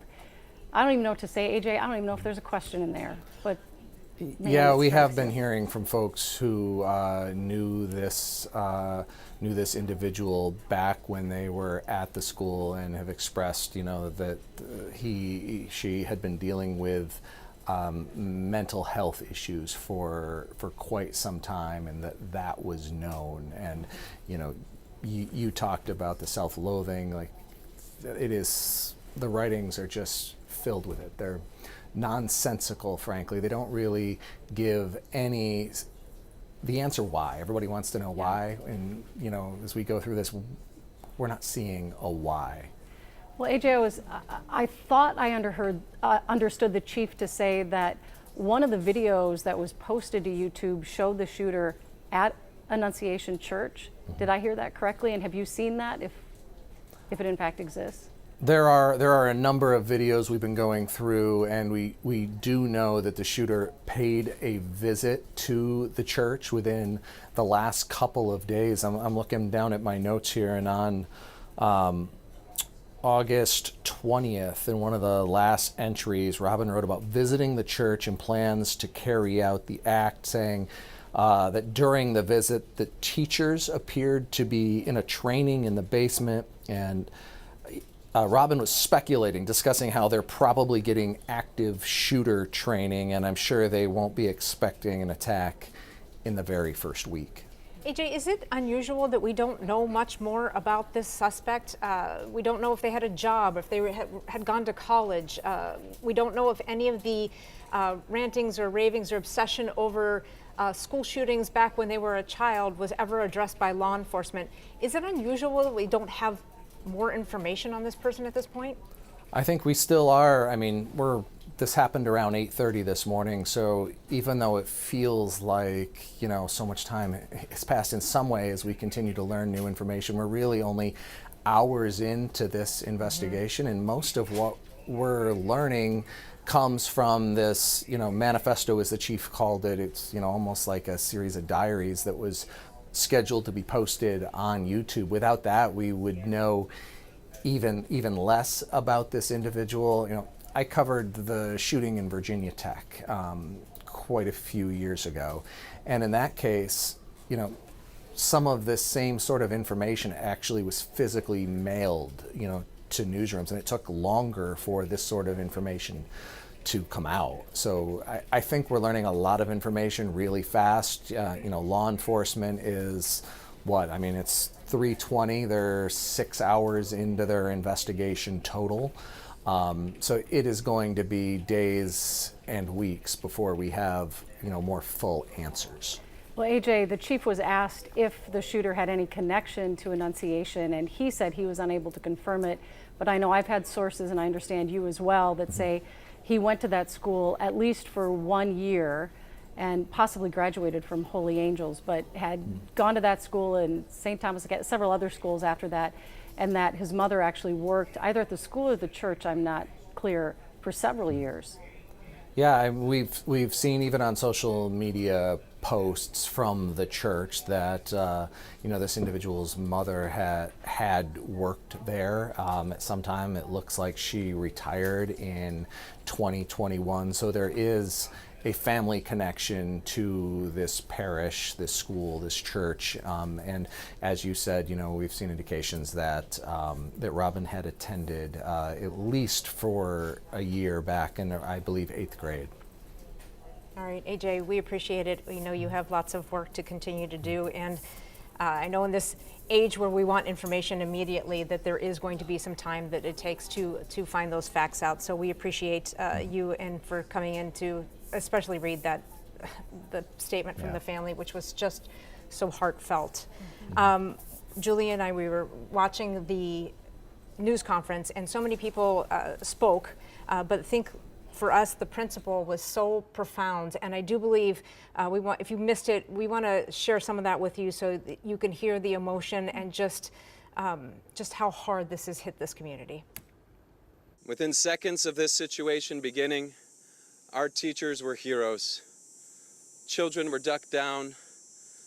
Adults were protecting children. Older children were protecting younger children. And as we heard earlier, it could have been significantly worse without their heroic action. This is a nightmare, but we call our staff the dream team. And we will recover from this. We will rebuild from this. And you could hear the emotion in his voice. Obviously, this is a tight-knit community. You can only imagine the impact this has on him as someone who has to lead the community through this. And we heard from the Archbishop as well, who got a message directly from the Pope, very meaningful for Catholics to hear from the Pope. And the Archbishop really trying to drive home the point that you have to maintain hope, and that their faith calls for them to trust and have faith and be people of hope, but also people of action. And you heard that mother whose son was shot calling for something to be done. Her idea was put more security guards outside of schools, and you can understand if you're a parent in that situation, how strongly you would feel about these issues. And what exactly is done after this or changes after this will be hopefully something in the days to come that we can focus on. But good news today, if you're just joining us, that of the children and adults that were taken to HCMC, many of whom were in critical condition, all of them are expected to survive. So that was some great news.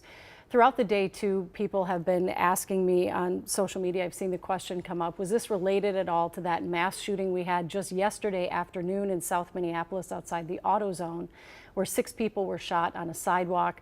The chief said they do not believe the two are related, and they do have 2 suspects in custody related to that shooting, but they don't believe they have the shooter arrested in that case yet, but they are making progress. Governor Walz was also out at this news conference today, and we want to share some of the sound with you as well. A community behind us, Annunciation Church and School, committed to academics, service, and Catholic values, filled with the first days of school of beautiful children going to learn those values, share with their teachers and their classmates. And instead of that joy and that curiosity and that learning, they were met with evil and horror and death. And we often come to these and say, these unspeakable tragedies, or there's no words for this. There shouldn't be words for these types of incidents because they should not happen. And there's no words that are going to ease the pain of the families today. On behalf of all the people of Minnesota, our deepest sympathies. A wish that any of these words would make what you're feeling now better, but it won't. A place that's founded on community, founded on service, founded on family. And the governor went on to say that everyone across the city is really part of the Annunciation Parish today. And, you know, their principal, DeBoer, when he spoke, said we lost 2 angels today, that this is a nightmare, but the teachers are a dream team. And hearing, and I'm sure these stories will start to unfold as well in the coming days. Whenever there are scenes like this, we do hear about those heroes. The principal called them out today, the teachers and the older students that were trying to protect the young children that were in the church this morning. We know that we'll be hearing lots of those stories as this unfolds. They alluded to them already today. But I also was really moved by the mother who said her son said that MPD officer, quote, really helped me a lot. Mm-hmm. Stayed with that child, prayed with that child, made sure that child got into an ambulance. And I know as a parent how absolutely meaningful that would be to you, to know that someone was next to your child and helping them as they went through this. And we had video from earlier today of a deputy hugging a parent who was crying. Absolutely. And also, you know, the chief said this was devastating for the officers that responded. They were deeply traumatized by what they saw. If you can imagine walking into a scene where there are several children who'd been shot. There's the video you were speaking about. And one of the things that the principal also said that really stuck with me when he stepped up to the microphone and he said to his community, to his church, to his parish, I love you. You are all so brave. I am so sorry this happened to us today. And I don't know why that hit me so hard. Yeah, I think you feel so powerless when you're him, and you can't imagine what these families are going through. You know, our Lou Raguse, our AJ Legault, some of the toughest reporters we have in the building who've seen so much, Tearing both up on air. Getting very emotional today. It's hard not to. Again, that silver lining that those 14 children who were injured by gunfire, ages 6 to 15 years old, all of them are expected to survive. You know, that school and that church, really a big piece of the community there in South Minneapolis. And I've been hearing from so many